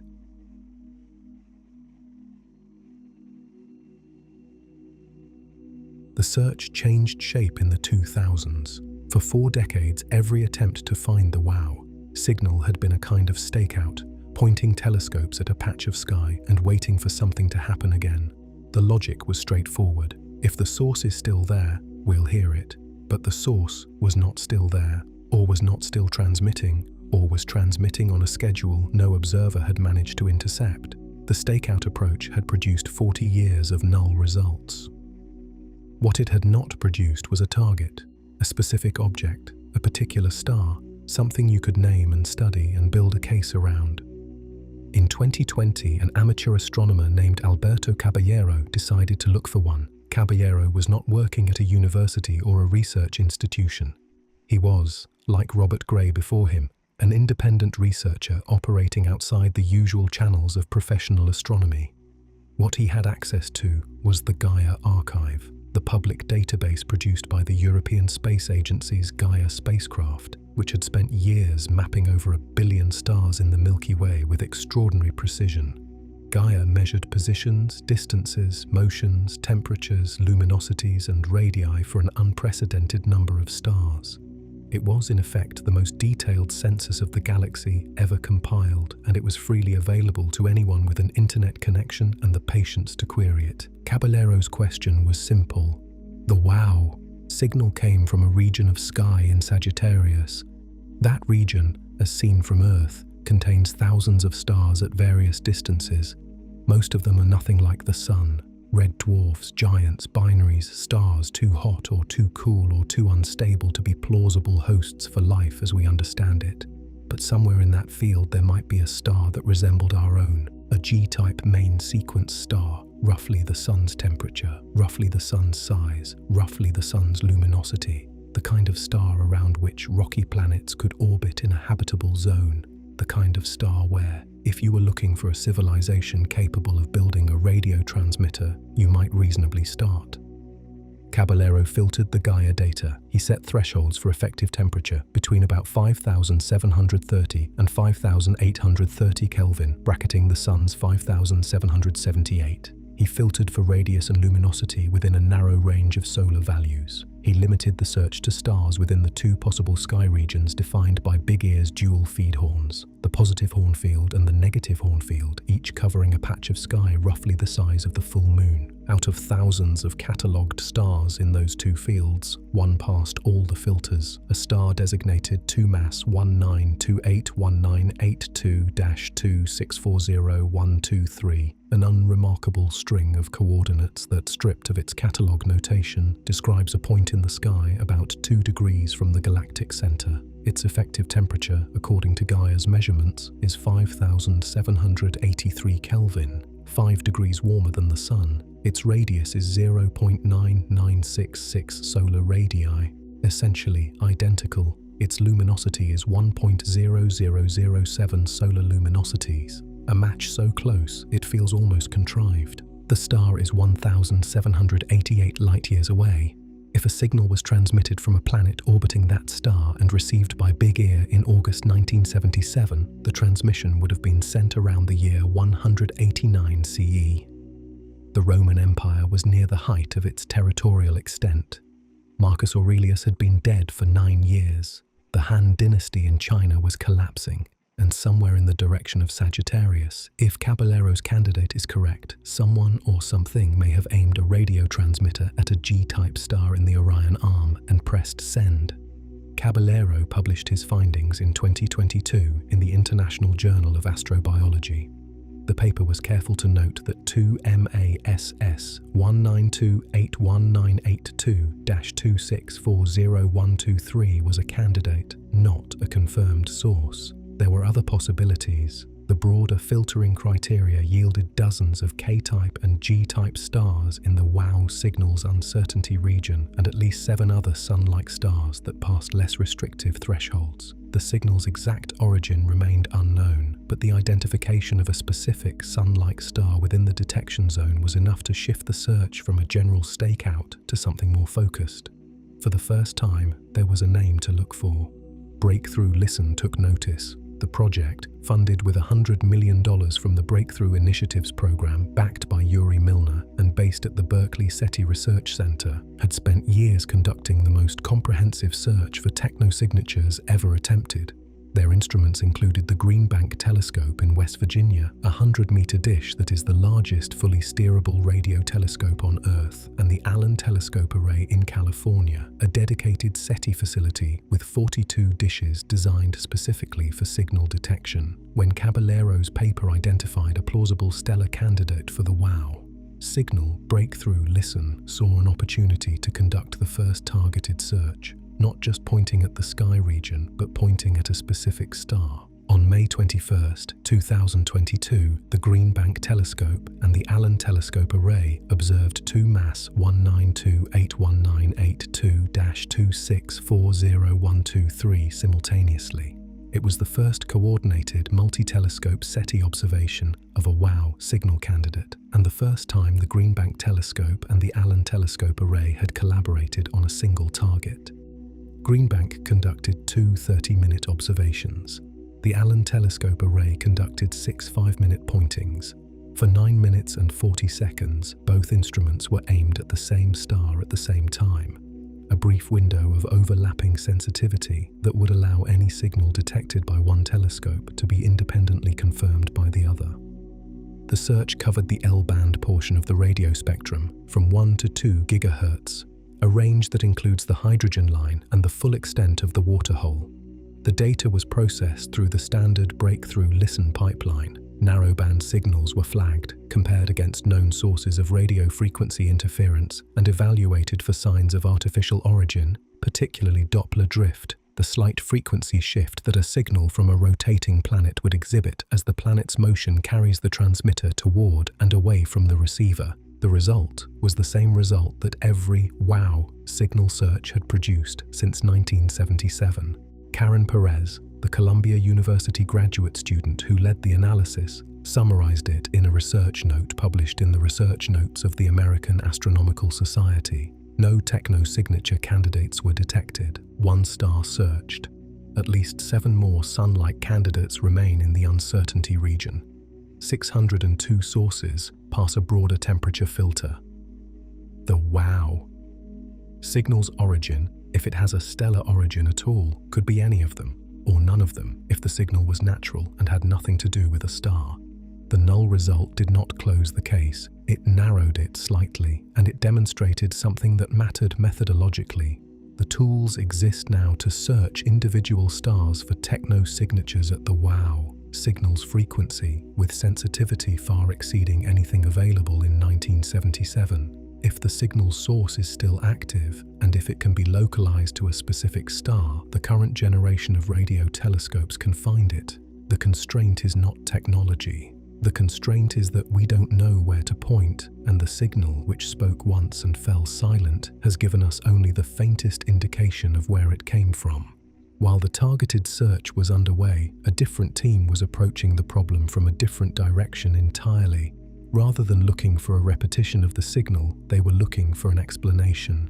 A natural mechanism that could produce, without any intelligence involved, a narrowband burst at the hydrogen line with the intensity and duration the data required. Their search would take them not to a star, but to a cloud of cold hydrogen gas and to a type of collapsed star so violent and so magnetic that it had not even been hypothesized when the WOW signal was first detected.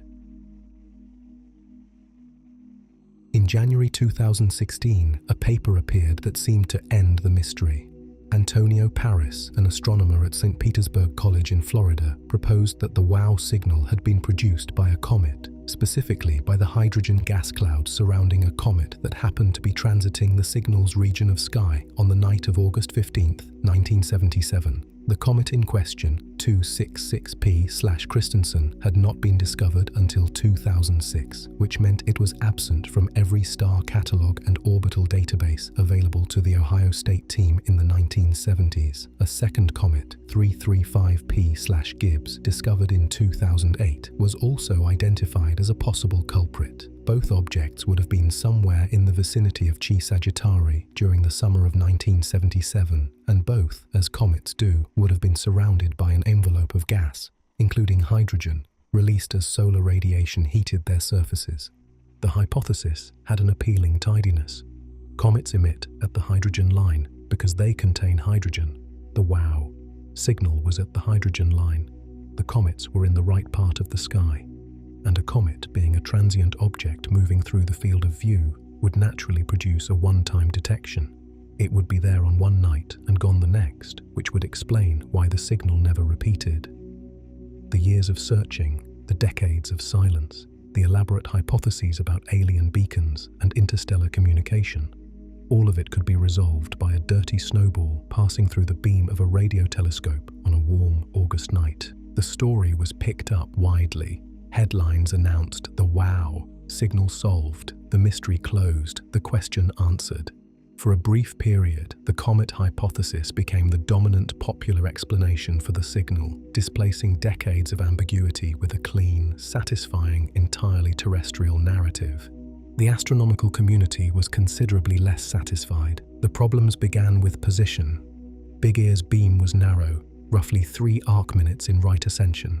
For a comet to produce the detected signal, it would need to have been inside that beam at the time of observation. When other astronomers checked the orbital calculations, the fit was not as clean as Paris had suggested. The North American Astrophysical Observatory, the organization that maintained Big Ear's records and archives, published a detailed rebuttal. Their analysis showed that Comet 266P/Christensen was approximately 55 minutes of right ascension away from the signal's position at the time of detection. Comet 335P/Gibbs was about 47 minutes away. The telescope's beam was 3 minutes wide. The comets were not close. They were not in the beam. They were, in positional terms, nowhere near it. Jerry Ehman and Robert Dixon reviewed the hypothesis together and came to the same conclusion. "We do not believe the two comets theory can explain the WOW signal," Ehman said. Their objections went beyond the positional discrepancy. The signal had appeared in one feed horn but not the other, a pattern that made no sense for a cometary source. A comet's hydrogen envelope is large and diffuse, extending millions of kilometers in every direction. It is not a compact point source. If a comet's gas cloud had been in the beam, it would have produced a broad, extended signal visible in both feed horns, not a sharp, Gaussian pulse in one horn only. The signal's intensity was also orders of magnitude too high for cometary hydrogen emission, which tends to be faint, wide bandwidth, and spread across a large area of sky. The opposite, in nearly every respect, of what the WOW signal looked like. There was also the question of methodology.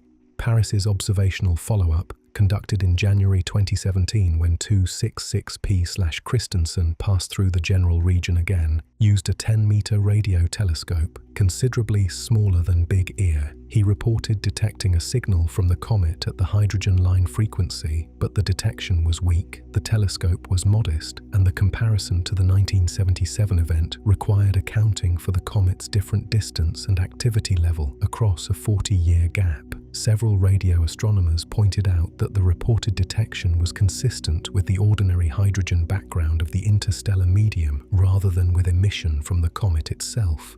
The paper was not published in a standard peer-reviewed astronomy journal. It appeared through the Center for Planetary Science, a non-profit organization where Paris served as chief scientist. None of this prevented the comet hypothesis from entering the popular record as an established fact. The appeal of a solution, any solution, to a 40-year-old mystery proved stronger than the technical objections. Articles with titles announcing the signal explained continued to circulate for years after the astronomical community had largely rejected the explanation. The wow signal had been solved in the headlines and unsolved in the journals, and the gap between those two realities persisted long after the original coverage faded. What the Comet episode revealed, perhaps more clearly than anything else in the signal's history, was the strength of the human desire for closure. The wow signal is uncomfortable. It sits in a category that science handles poorly: the unrepeated anomaly, the data point with no context, the observation that cannot be confirmed or refuted because the conditions of the original detection can never be precisely replicated. The Comet hypothesis offered an exit from that discomfort. It said, this was ordinary, this was a snowball and some gas. You can stop wondering now. And the data said, no, you can't. The positional mismatch was fatal. The intensity mismatch was fatal. The feed horn behavior was inconsistent with a diffuse source. The Comet hypothesis, examined on its technical merits, did not survive contact with the data it claimed to explain. The signal slipped back into the unknown. And the unknown, as always, was less comfortable than the answer, but it was more honest. For 7 years after the Comet controversy faded, the wow signal remained in its familiar limbo, famous, unexplained, and increasingly distant from active research. The telescope that detected it was gone, demolished in 1998. The man who devoted his life to finding it again was gone, dead in 2021. The professional SETI community had moved on to broader surveys, new instruments, and the tantalizing possibility of biosignatures in exoplanet atmospheres. The wow signal was becoming gradually a historical curiosity, a relic of an earlier era of SETI mentioned in textbooks and documentaries, but no longer at the center of active investigation. Then Abel Mendez opened the Arecibo archive and found something that no one had been looking for. Abel Mendez was not looking for the wow signal when he found it. He was looking at stars. Specifically, he was analyzing archival data from the Arecibo Observatory in Puerto Rico, the great 305-meter radio dish that had been for decades the most sensitive single-aperture radio telescope on Earth until its catastrophic collapse in December 2020. Between 2017 and 2020, the Arecibo telescope had conducted observations of nearby stars hosting potentially habitable planets as part of a project called REDS, radio emissions from red dwarf stars. The data had been collected, stored, and largely unexamined by the time Mendez, a planetary astrobiologist at the University of Puerto Rico at Arecibo, began working through it in the early 2020s. He was not thinking about Ohio. He was not thinking about 1977. He was running the data through modern signal processing pipelines, looking for narrowband radio emissions near the hydrogen line that might qualify as technosignature candidates. The kind of faint, precise signals that SETI researchers have been hoping to detect for 6 decades. What he expected to find was noise. What he found, in the data from February through May 2020, was a series of signals that looked familiar. They were narrowband, they were near the hydrogen line. Their bandwidth was less than 10 kilohertz, the same constraint that had made the wow signal so distinctive. They appeared in multiple locations across the sky, not just at the wow signal's coordinates, and they were faint, roughly 100 times weaker than the 1977 detection, but their spectral profile, their frequency, and their narrowband character were all consistent with what Big Ear had recorded 43 years earlier. Wait, Mendez recalled thinking. That was the moment. If the wow signal had been unique, a one-off event with no analogues anywhere in the radio sky, then its explanation would remain forever speculative. But if similar signals existed elsewhere, even at lower intensity, they might point toward a common mechanism.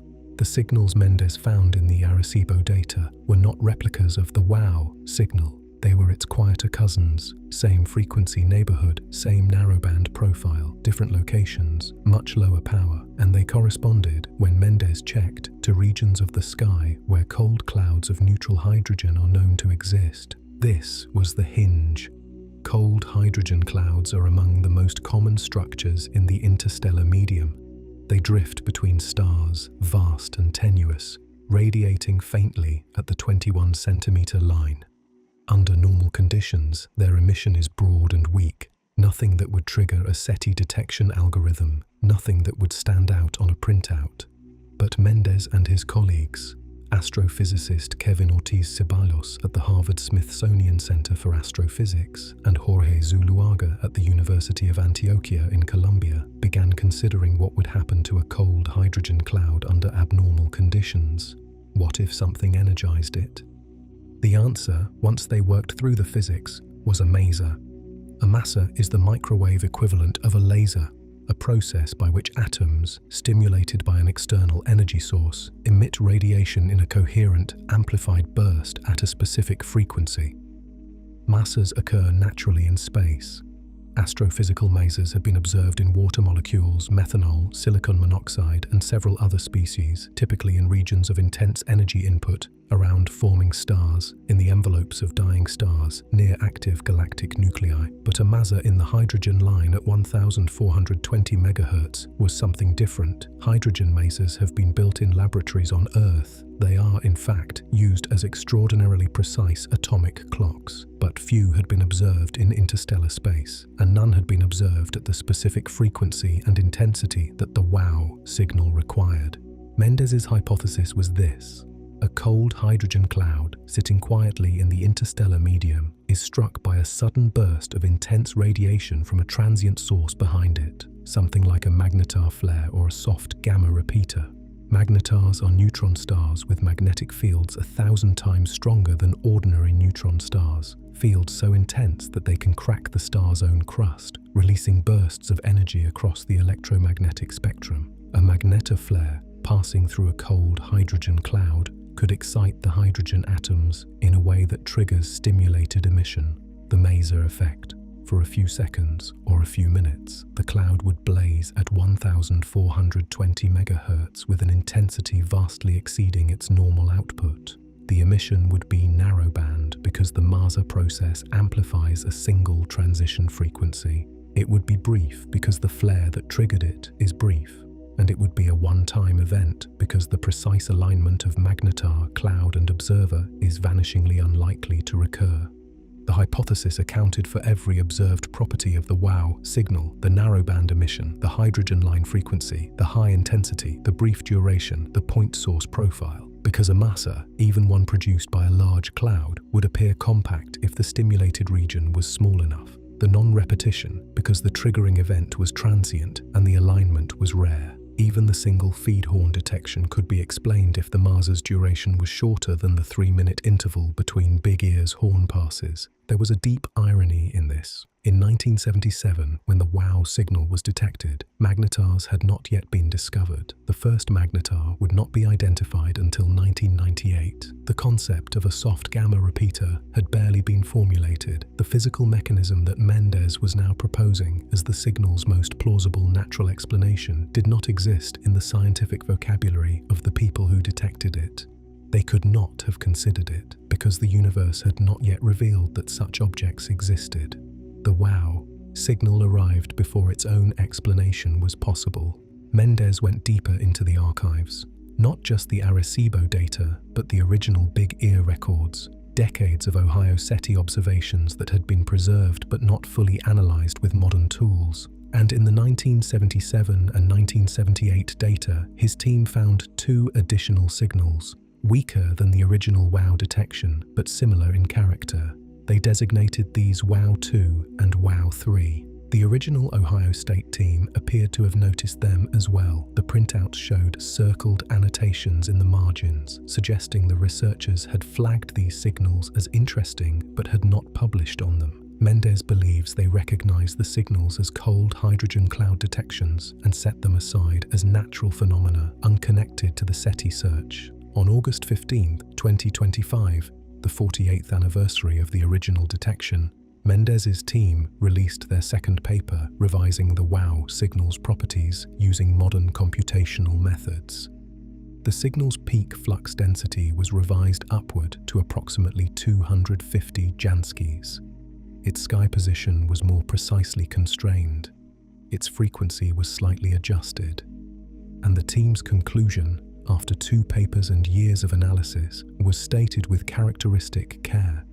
The most plausible natural explanation is that the WOW signal was a hydrogen line maser flare triggered by a transient radiation source such as a magnetar, and that it represents the first recorded instance of this phenomenon. But Mendez, like Ehman before him, was careful about what he did not claim. "Our results don't solve the mystery of the WOW signal," he said, "but they give us the clearest picture yet of what it was and where it came from." The team's papers explicitly note that an artificial extraterrestrial origin cannot be ruled out. The Maser hypothesis explains the data. It does not exclude alternatives. It is the best natural explanation available, and it is the first natural explanation that actually fits all the observed properties without requiring special pleading or positional hand-waving. If the hypothesis is correct, it creates a new problem for SETI. The WOW signal was detected on the very frequency that SETI researchers monitor most closely, the hydrogen line, the cosmic hailing frequency, the logical meeting point for interstellar communication. If a natural mechanism can produce on that same frequency a signal indistinguishable from an artificial transmission, then every future detection at 1420 MHz becomes ambiguous. The SETI project has been looking precisely for this kind of event, Mendez acknowledged. If we have a natural process that can produce that, it could be a false positive. The universe, it turns out, is capable of speaking in a voice that sounds almost exactly like intelligence. Whether it was speaking on the night of August 15, 1977, or whether something else was speaking through it, is a question that even the best current science cannot fully resolve. The team is presenting new results at NASA's Astrobiology Science Conference in Madison, Wisconsin in May 2026.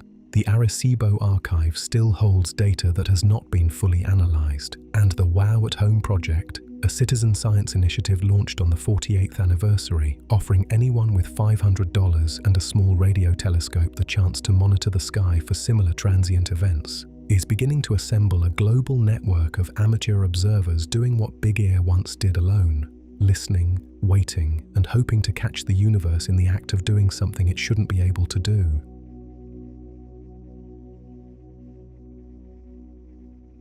72 seconds of signal, approximately 1.5 billion seconds of silence. If you were to represent these two durations as a ratio, it would come out to roughly 21 million to 1. 21 million seconds of listening, of scanning, of pointing instruments at coordinates in Sagittarius for every 1 second of the original detection. The silence is not merely longer than the signal, it is so much longer that the signal begins to seem like a statistical impossibility. A flicker so brief against a void so vast that the fact it was recorded at all requires its own explanation. And that is, in a way, the deepest problem the WOW signal poses. Not what was it, but why did we hear it at all? David Kipping, a professor of astronomy at Columbia University who studies exoplanets and unusual astronomical events, turned this question into a mathematical exercise. Kipping specializes in what he calls black swans, rare events with small data sets, the kind of phenomena where standard statistical tools struggle because there simply isn't enough data to apply them. The WOW signal is perhaps the ultimate black swan in radio astronomy. A single event, observed once, with no repetitions, no independent confirmations, and no way to reconstruct the original observing conditions. Kipping wanted to know whether the detection was consistent with any model of a repeating source, whether there was a scenario in which a signal that repeats on some long, irregular cycle could have been caught once by Big Ear and then missed by every subsequent observation. He modeled what he called a stochastic beacon, a transmitter that turns on and off randomly, or a natural source that flares unpredictably with no fixed period. The question was, Given Big Ear's 72-second observation window, what is the probability that such a source would be detected once in a single pass? The answer, after running thousands of simulations, was surprisingly high, about 33%, one chance in 3.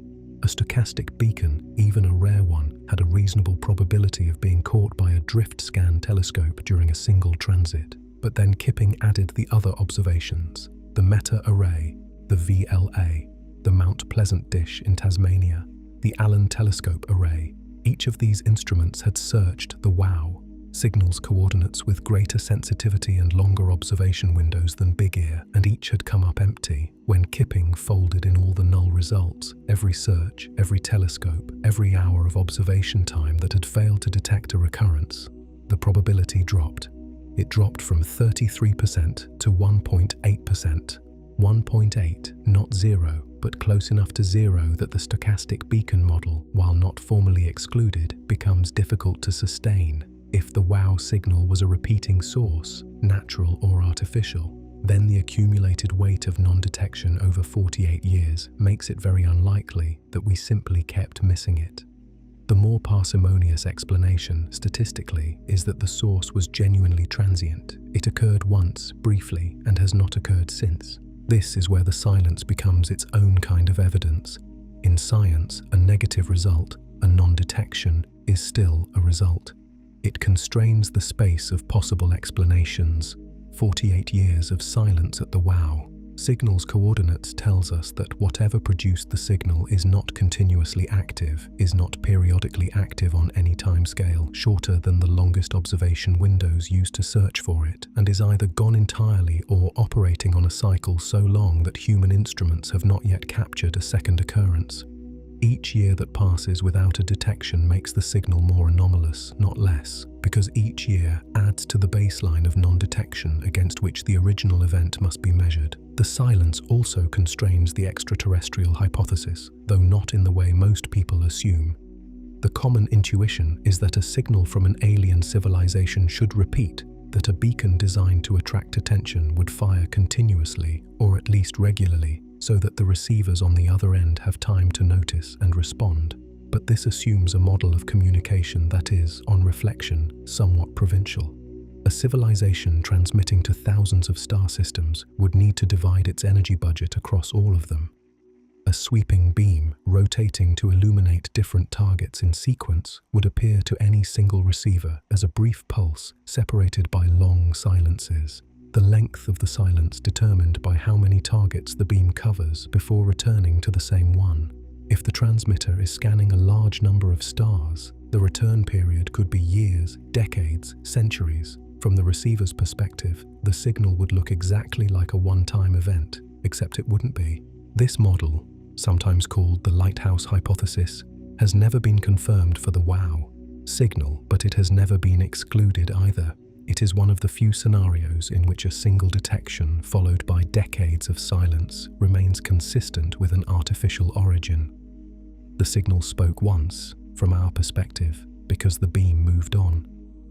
It may have spoken again since then, to other coordinates, other stars, other parts of the galaxy where no one was listening, or where someone was listening and heard it and is now dealing with the same question we are. Was that real?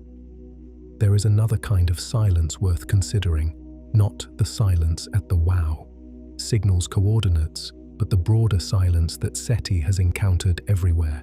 In 65 years of systematic searching, from Project Ozma in 1960 to the breakthrough LISTEN surveys of the 2020s, no confirmed extraterrestrial signal has been detected. The WOW signal is the closest thing the field has produced to a positive result, and it is, at best, ambiguous. The sky is quiet.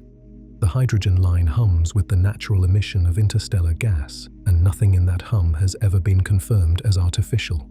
This is the silence that Enrico Fermi was asking about in 1950 when he posed his famous question over lunch at Los Alamos. Where is everybody? The universe is old enough and large enough that, by most estimates, it should have produced intelligent life many times over.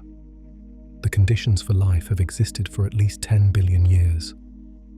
The Milky Way alone contains hundreds of billions of stars, a significant fraction of which host planets in habitable zones. If even a tiny percentage of those planets developed technological civilizations, the galaxy should be teeming with signals, and yet we hear nothing, or almost nothing. One ambiguous pulse, 72 seconds long in half a century of listening. You can read the wow signal as a crack in the great silence, a momentary breach in the wall of non-detection, proof that the sky is not entirely dead at the frequencies where life might speak. Or you can read it as the exception that proves the rule, a single unrepeated anomaly that underscores by its loneliness just how empty the radio spectrum actually is. Both readings are defensible, neither is comfortable. If the signal was natural, a magneto-triggered hydrogen mesa, a rare alignment of physics and geometry that happened to mimic intelligence, then the silence is what we should expect. The universe is not speaking.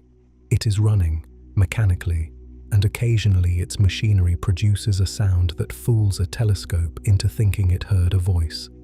The silence, in this reading, is honest. There is no one out there, or no one transmitting in a way we can detect. The wow signal was a coincidence, a beautiful, data-perfect, statistically improbable coincidence, but a coincidence all the same. If the signal was artificial, a deliberate transmission from a technological source, then the silence is something else. It is either strategic or tragic, or simply the result of geometry. A civilization that chose to transmit once toward one target at one moment in time and then fell silent, whether by choice, by catastrophe, or by the simple mechanics of a rotating beam, would leave exactly the signature we observe, a single pulse in an ocean of quiet, with no repetition, no follow-up, and no way for the receiver to know whether the sender is still there. The silence does not tell us which interpretation is correct. It does not close the case. It sits between the two possibilities like a held breath, evidence that something happened, and evidence that nothing has happened since, and no way to know which of those two facts is more important.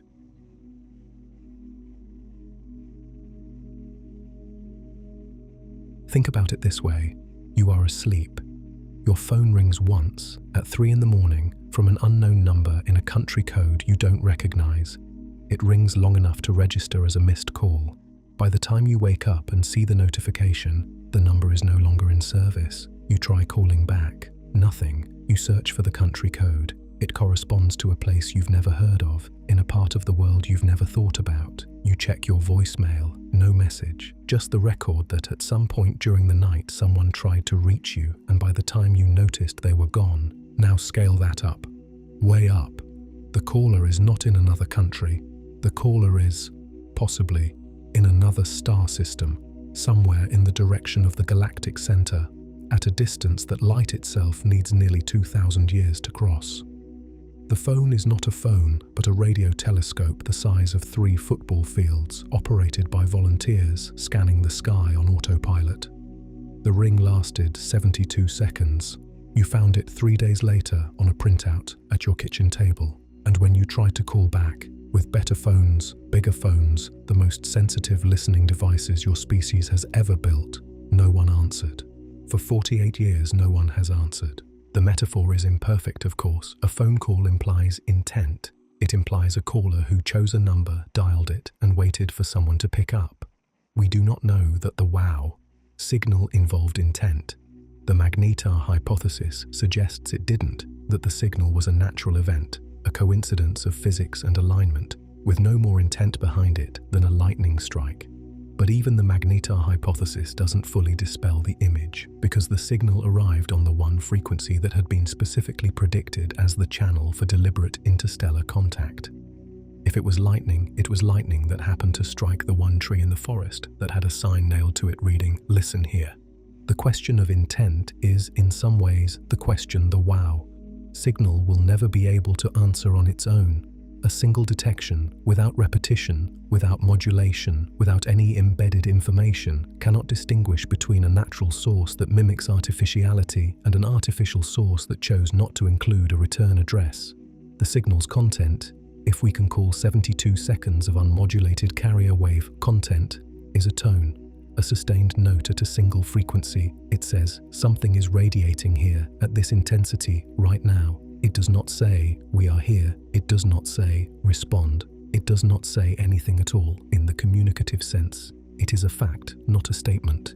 And yet, if a civilization wanted to announce its presence, not to communicate, not to transmit data or language or mathematics, but simply to be noticed, a carrier wave at the hydrogen line would be a remarkably efficient way to do it. You don't need to encode a message. You don't need the receiver to understand your language, your mathematics, or your biology. You just need them to be listening at 1420 megahertz, and you need your signal to be strong enough to stand out against the background. The signal itself is the message.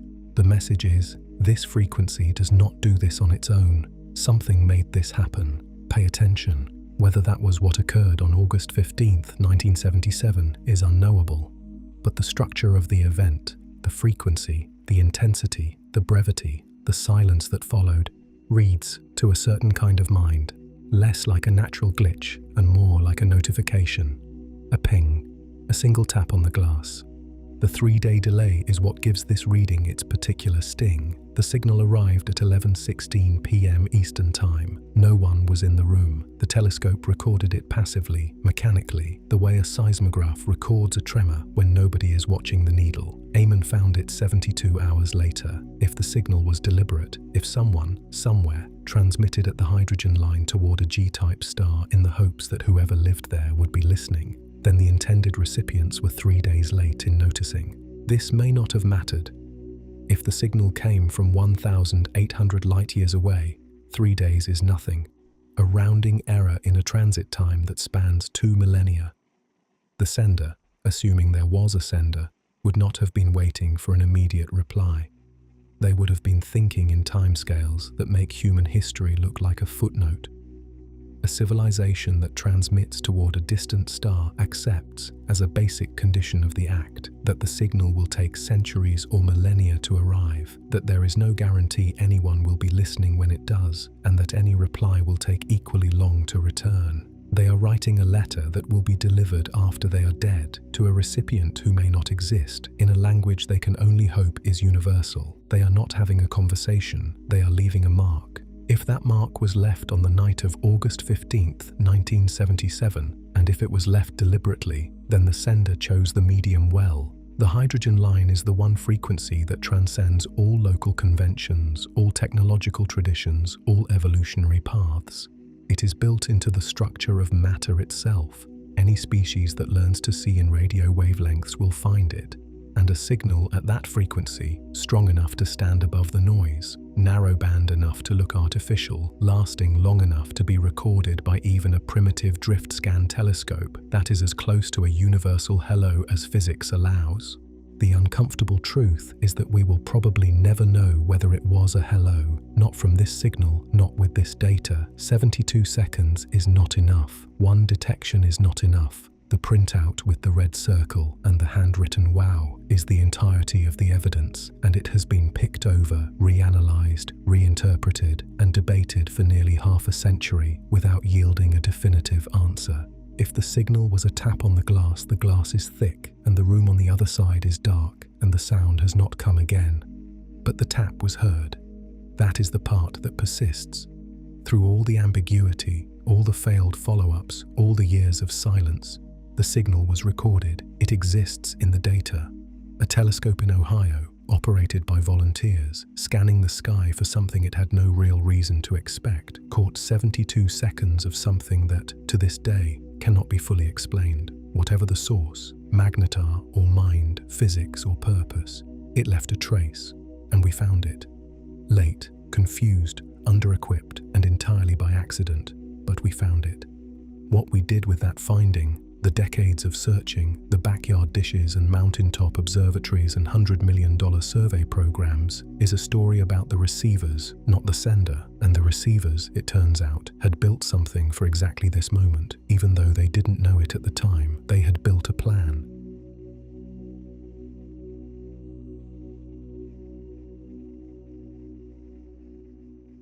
In 1989, 12 years after the WOW signal and a full decade before anyone would build a scale for measuring the significance of a SETI detection, a group of scientists sat down to write a document that most of them believed would never be needed. The result was the Declaration of Principles Concerning Activities Following the Detection of Extraterrestrial Intelligence, a title so long and so bureaucratic that it practically guaranteed no one outside the scientific community would ever read it. It was drafted under the auspices of the International Academy of Astronautics, endorsed by 6 international professional space organizations, and filed away as an informal agreement among the small global community of researchers who spent their careers listening for signals that had not arrived. The declaration laid out 9 principles.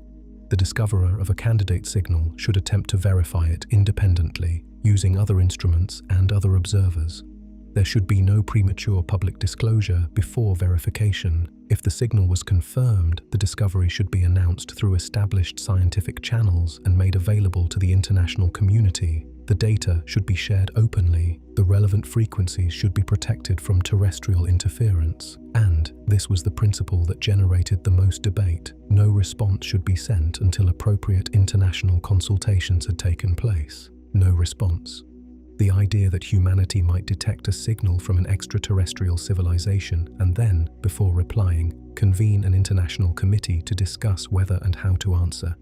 This was either admirably cautious or hopelessly naive, depending on your assessment of how governments and media organizations would actually behave in such a scenario. The declaration was non-binding. No government had signed it. No law enforced it.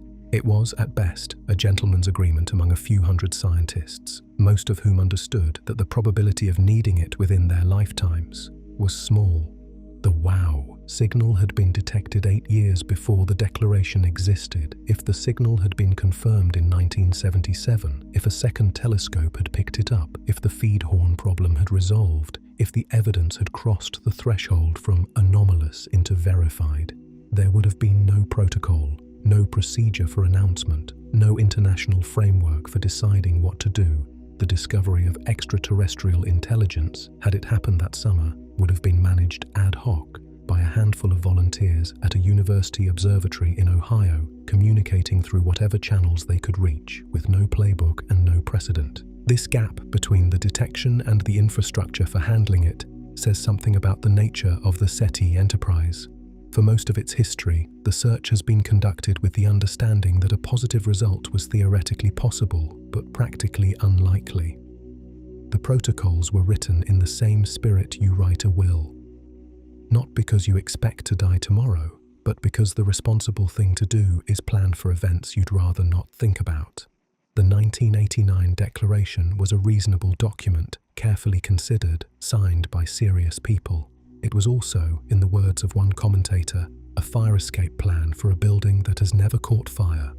The declaration was updated in 2010, streamlined, modernized, adapted to the fact that the information landscape had changed since the late 1980s. In 1989, a SETI detection could plausibly be managed through a controlled sequence of announcements, a paper submitted to a journal, a press conference organized in advance, a coordinated rollout of information to the public. By 2010, that model was obsolete. Social media, 24-hour news cycles, and the global reach of online communication meant that any detection, even a preliminary one, would be public within hours of being noticed, probably sooner. The revised declaration acknowledged this reality. It encouraged transparency. It recommended the use of the Rio scale to communicate the significance of a detection to non-specialist audiences. It maintained the principle that no response should be sent without international consultation. The Rio scale itself, proposed in 2000 by Ivan Almar and Jill Tarter, was an attempt to do for SETI what the Richter scale did for earthquakes, to provide a simple numerical measure from 0 to 10 that could convey the significance and credibility of a reported detection. A 0 on the Rio scale means no significance. The report is a false alarm, or the evidence is too weak to warrant attention. A 10 means confirmed contact, extraordinary evidence, independently verified, with no plausible alternative explanation. The scale was designed not for scientists who could evaluate the evidence on its merits, but for journalists, politicians, and the general public who needed a shorthand for distinguishing between interesting anomaly and this changes everything. On the Rio scale, the WOW signal occupies an uncomfortable position. Its properties are consistent with an artificial signal. Its non-repetition and lack of independent verification prevent it from scoring above the low single digits. It is not a 0. The data is too clean, too anomalous, too resistant to conventional explanation to be dismissed entirely, but it is nowhere near a 10. It is somewhere in the territory of warranting further investigation, which is precisely the territory it has occupied since 1977 and which it shows no sign of leaving. In 2022, the IAA SETI committee established a new task group to re-examine the protocols once more, this time acknowledging not just the speed of modern communication, but the expansion of international participation in SETI, the proliferation of amateur observers capable of detecting signals independently, and the possibility that a detection might come not from a government-funded observatory, but from a citizen scientist with a $500 radio telescope in a backyard. The group presented a revised draft of the Declaration of Principles at the International Astronautical Congress in Milan in 2024, and they have been refining it since.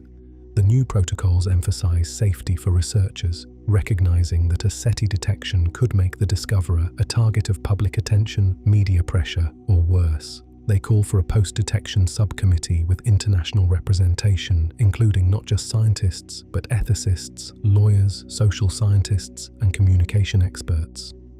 They recommend proactive public engagement, not waiting for a detection to happen and then scrambling to explain it, but building public understanding of the search in advance, so that when and if a signal is confirmed, the response is informed rather than panicked. Whether any of this will matter depends on a question no protocol can answer. Will there be another signal? If the WOW signal was a magnetar-triggered MESA, then the next detection at the hydrogen line could be another natural event, and the protocols will be invoked to manage a false alarm. Important, but not historic. If the next signal at the hydrogen line is modulated, or repeats, or contains embedded information, then the protocols will be invoked to manage something for which no protocol, however carefully drafted, can truly prepare. The honest assessment from inside the SETI community is that the protocols are necessary and insufficient. They provide a framework, they establish principles, they give the discoverer a checklist and the public a vocabulary. What they cannot do is predict how 7 billion people, organized into competing nations with divergent interests and unequal access to information, will respond to the news that we are not alone. That response will be improvised, messy, contradictory, and human.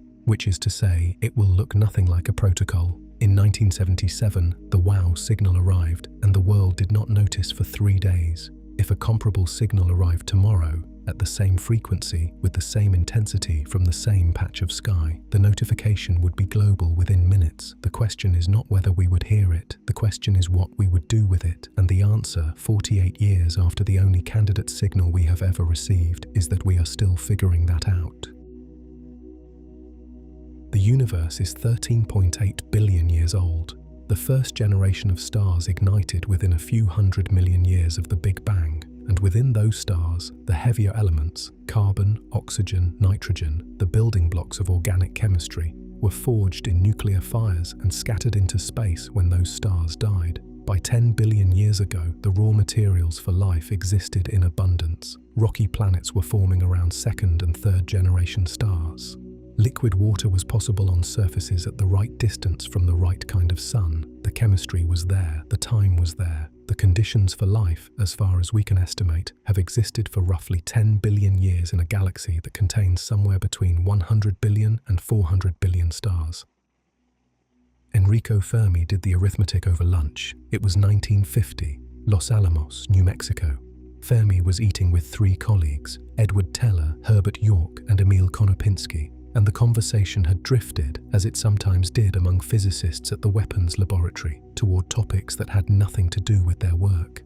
Someone mentioned a recent New Yorker cartoon about aliens. Someone else brought up the rash of UFO sightings that had been in the news.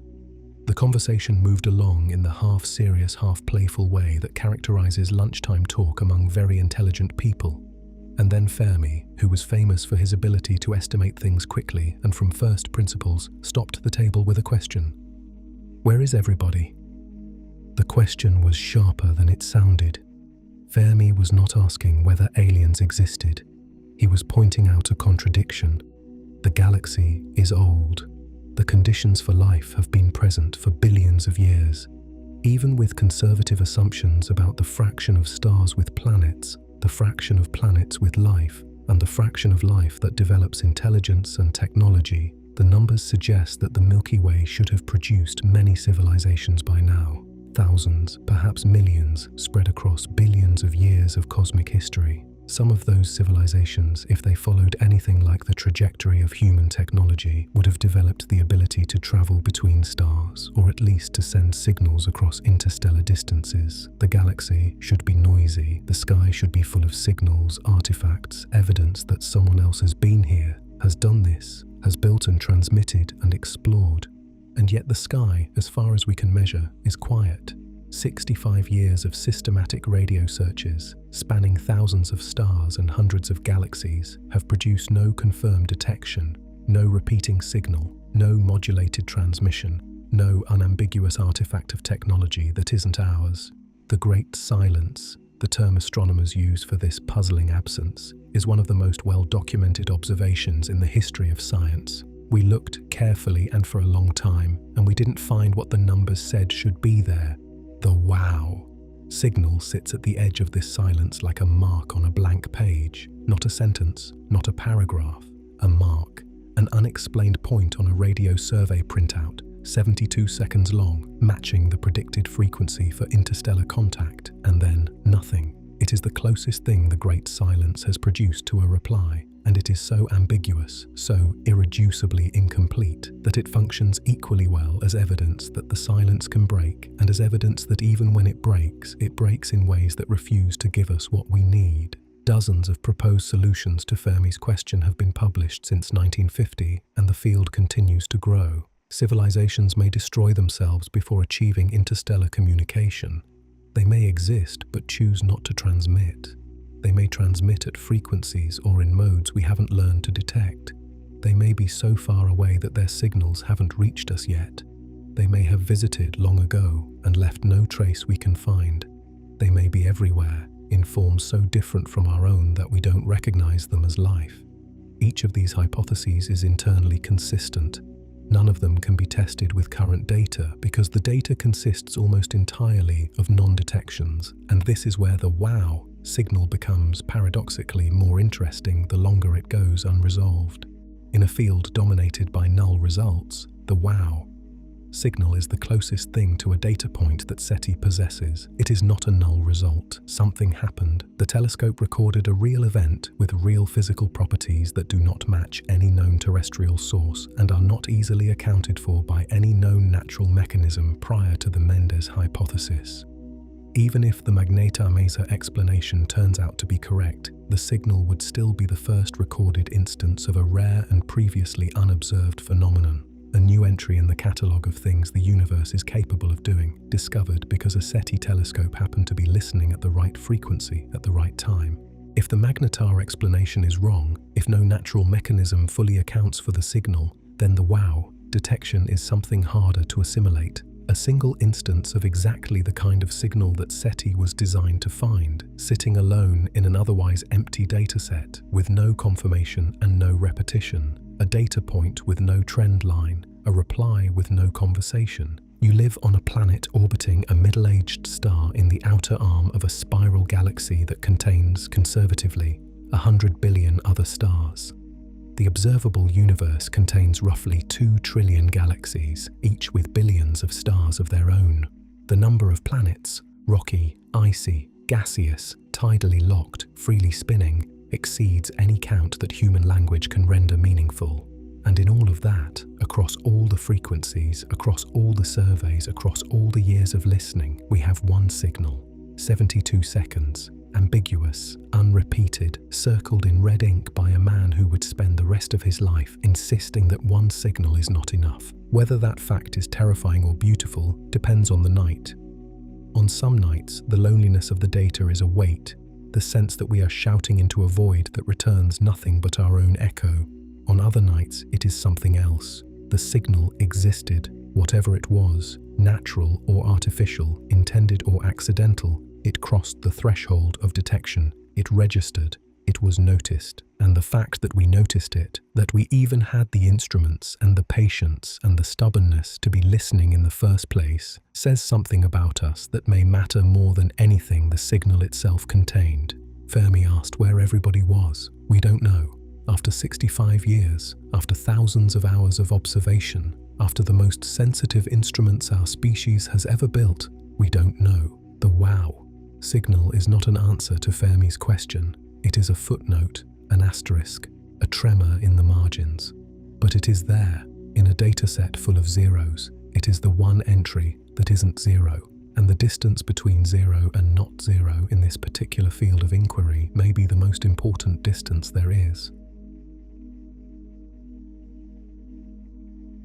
The demolition took place on a Thursday. In early 1998, workers arrived at the site of the Big Ear radio telescope near Delaware, Ohio, and began taking it apart. The flat reflector came down first, the 104-meter wall of aluminum mesh that had spent 35 years tilting skyward, bouncing radio waves from the cosmos onto the parabolic surface behind it. Then the parabolic reflector, then the feed horns, then the ground plane, the vast aluminum-covered field that had completed the telescope's optical path, carrying signals from the edge of the galaxy to a pair of receivers at ground level. Piece by piece, the instrument that had catalogued 20,000 radio sources and conducted the longest SETI program in history was reduced to scrap. The land belonged to a company called Green Highlands Limited.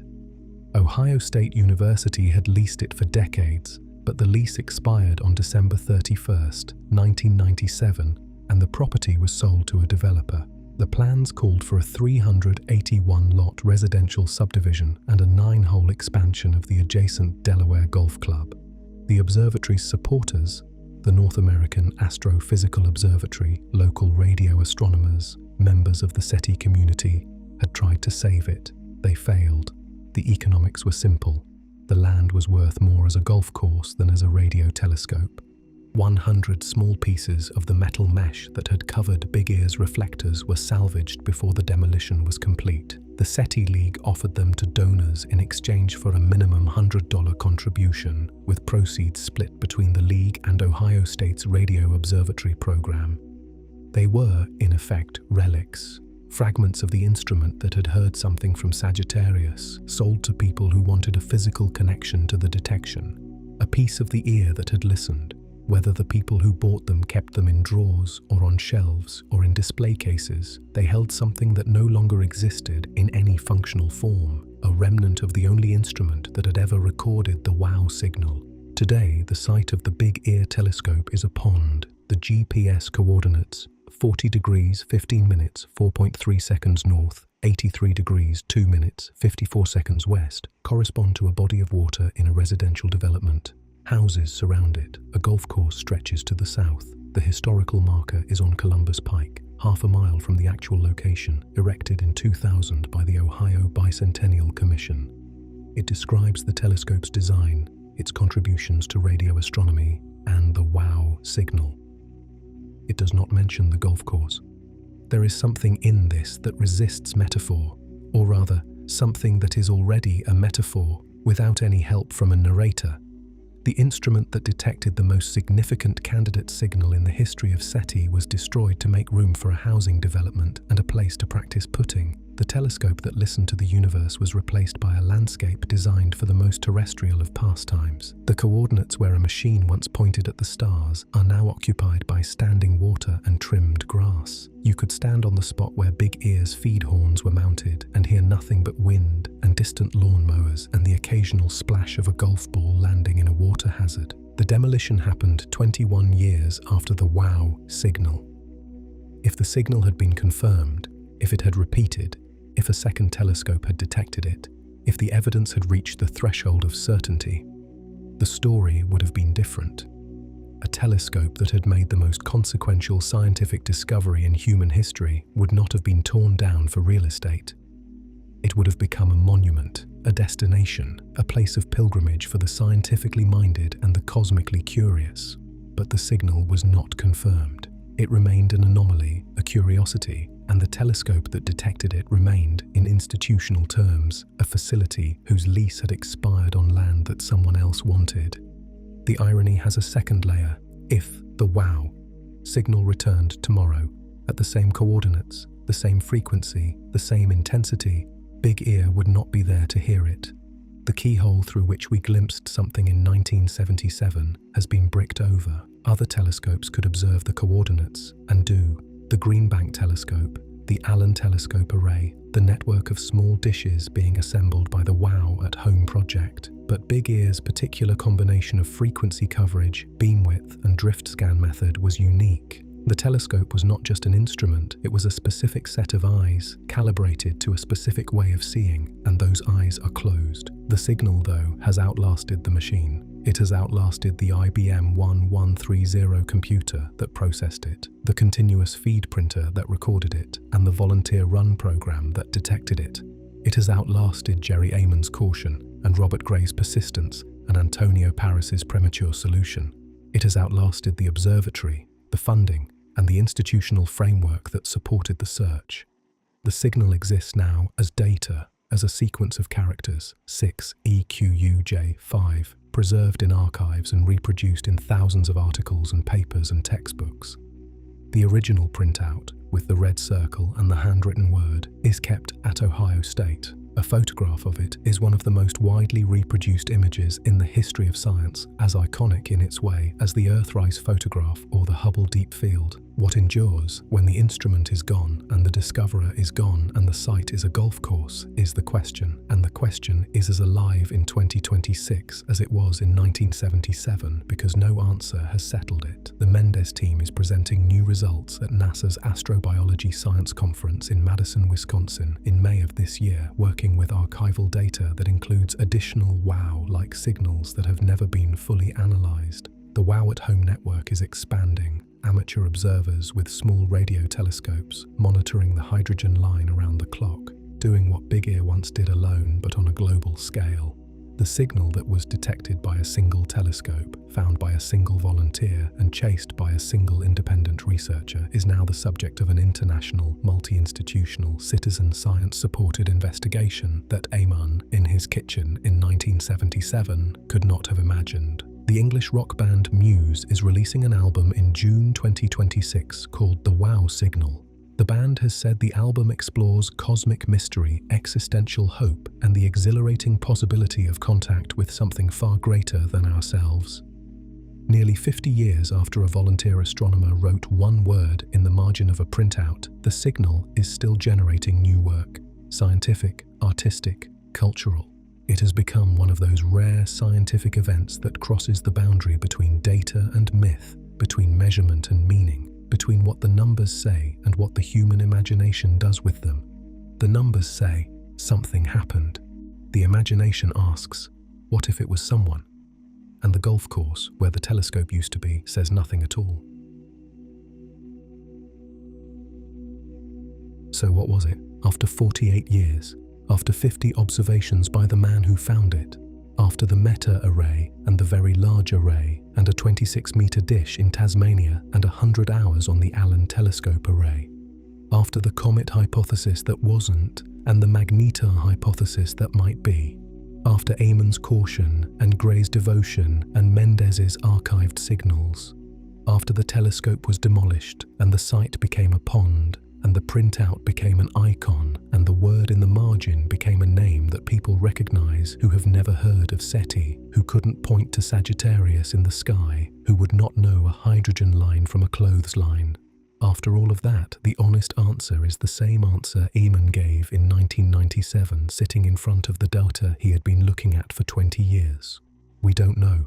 The Magneta-Marsa hypothesis is the best natural explanation currently available. It accounts for the frequency, the intensity, the narrowband profile, the brief duration, and the non-repetition. It is consistent with the weaker signals Mendez found in the Arecibo archive and with the additional detections, WOW2 and WOW3. in the original Ohio State data. If the hypothesis is correct, the WOW signal was a rare and previously unobserved astrophysical event, the first recorded instance of a hydrogen line maser flare produced by the chance alignment of a magnetar, a cold hydrogen cloud, and a radio telescope in rural Ohio. It was natural, it was extraordinary, and it was the kind of event that may not occur again, from our vantage point, for centuries. But the hypothesis has not been confirmed. No one has observed a hydrogen line maser flare in real time. No one has identified the specific magnetar or the specific cloud that would have produced the signal. The mechanism is plausible, not proven. And the team behind it has been careful, remarkably, admirably careful, to note that an artificial extraterrestrial origin cannot be ruled out. The data does not exclude it. The data, in fact, does not exclude much of anything, because 72 seconds is not enough data to distinguish between a natural event of extreme rarity and an artificial signal of deliberate design. Both look the same through a single observation. Both produce the same Gaussian curve, the same narrowband spike at the hydrogen line, the same frustrating silence afterward. The signal is a mirror. It reflects whatever you bring to it. If you are inclined toward the natural, you see a maser. If you are inclined toward the artificial, you see a beacon. If you are inclined toward neither, you see an unresolved question, and you are, on the evidence, the most honest of the three. What we can say with confidence is what the signal was not. It was not a comet. It was not a satellite. It was not terrestrial interference. The frequency band is protected, the observatory's RFI rejection was effective, and the signal's profile is inconsistent with any known terrestrial source. It was not a receiver malfunction. The Gaussian curve matches the telescope's beam pattern too precisely to be an artifact of instrumentation. It was not a hoax. The data is embedded in a continuous record of observations, produced by a computer and printed on paper with no indication of tampering. What remains, after eliminating what it wasn't, is a smaller but still uncomfortable set of possibilities. A natural event we have never directly observed, an artificial event we cannot confirm, or something else entirely, a category we haven't thought of yet, because the universe is under no obligation to confine itself to the explanations we've prepared. The signal came from the direction of Sagittarius, from a region of sky that contains hundreds of billions of stars and lies roughly toward the center of our galaxy. If it traveled 1,800 light-years to reach us, the distance to the most promising sun-like candidate star in the detection zone, then the photons Ehman recorded on that August night had been in transit since the 2nd century. They crossed the interstellar medium while Rome governed the Mediterranean, while the Mayan civilization was entering its classical period, while the Kushan Empire connected Central Asia to northern India. They arrived in the middle of the night, in the middle of Ohio, in the middle of a decade that had no idea what to do with them. They were noticed 3 days later, and then they were gone, not because the photons stopped existing, but because whatever had emitted them was no longer doing so by the time anyone thought to look again. That is the WOW signal. A single event, a set of measurements, a question without an answer. For nearly half a century, it has resisted every attempt to resolve it, and it has resisted, equally, every attempt to forget it. It will not go away.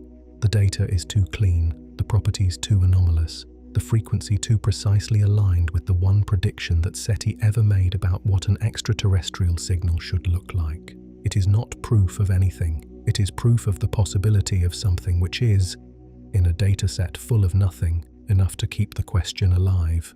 Perhaps the most honest way to think about the WOW signal is not as a mystery to be solved, but as a condition to be lived with. We are a species that has been listening for 65 years and has heard, in all that time, one thing we cannot explain. We have built instruments of extraordinary sensitivity, organized international collaborations, developed protocols for a discovery we have not yet made, and funded century-scale research programs aimed at answering a question that may not have an answer within our lifetimes. We have done all of this not because we know someone is out there, but because we cannot be certain no one is. The WOW signal did not give us certainty. It gave us a reason to keep looking, and in a silence as vast and as deep as the one that surrounds us, a reason to keep looking may be the most valuable thing there is. The hydrogen line hums at 1,420 MHz in every corner of the observable universe. It is the frequency of the most common atom in existence, the note the cosmos has been playing since the first hydrogen atoms formed, 380,000 years after the Big Bang, when the universe cooled enough for protons and electrons to combine and the first light was released into a darkness that had lasted since the beginning. That frequency is in the gas between stars. It is in the clouds that collapse to form new solar systems. It is in the faint background glow of galaxies billions of light years away. It is the sound of the universe being itself, and it has been playing for 13.8 billion years, and it will go on playing long after every telescope we have built has rusted, and every question we have asked has been forgotten. On one night, on that frequency, something happened that we still cannot explain. A telescope heard it, a man noticed it, a word was written in the margin. The telescope is gone, the man is gone, the word remains, and out there, somewhere past Sagittarius, past the crowded stars near the galactic center, past the dust lanes and the hydrogen clouds and the black spaces between spiral arms, the coordinates are still there. Right ascension 19 hours, 25 minutes, declination -26 degrees. If you had a radio telescope, you could point it there tonight. You could tune to 1420 megahertz. You could listen. You would probably hear nothing. The sky at those coordinates has been silent for 48 years, and there is no particular reason to believe tonight would be different. But nobody expected to hear anything on the night of August 15th, 1977 either. The silence is very large. The signal was very small. And somewhere between the two, there is a question that the universe has not yet answered, and that we, small, temporary, aware, have not yet stopped asking. Sleep well. Good night.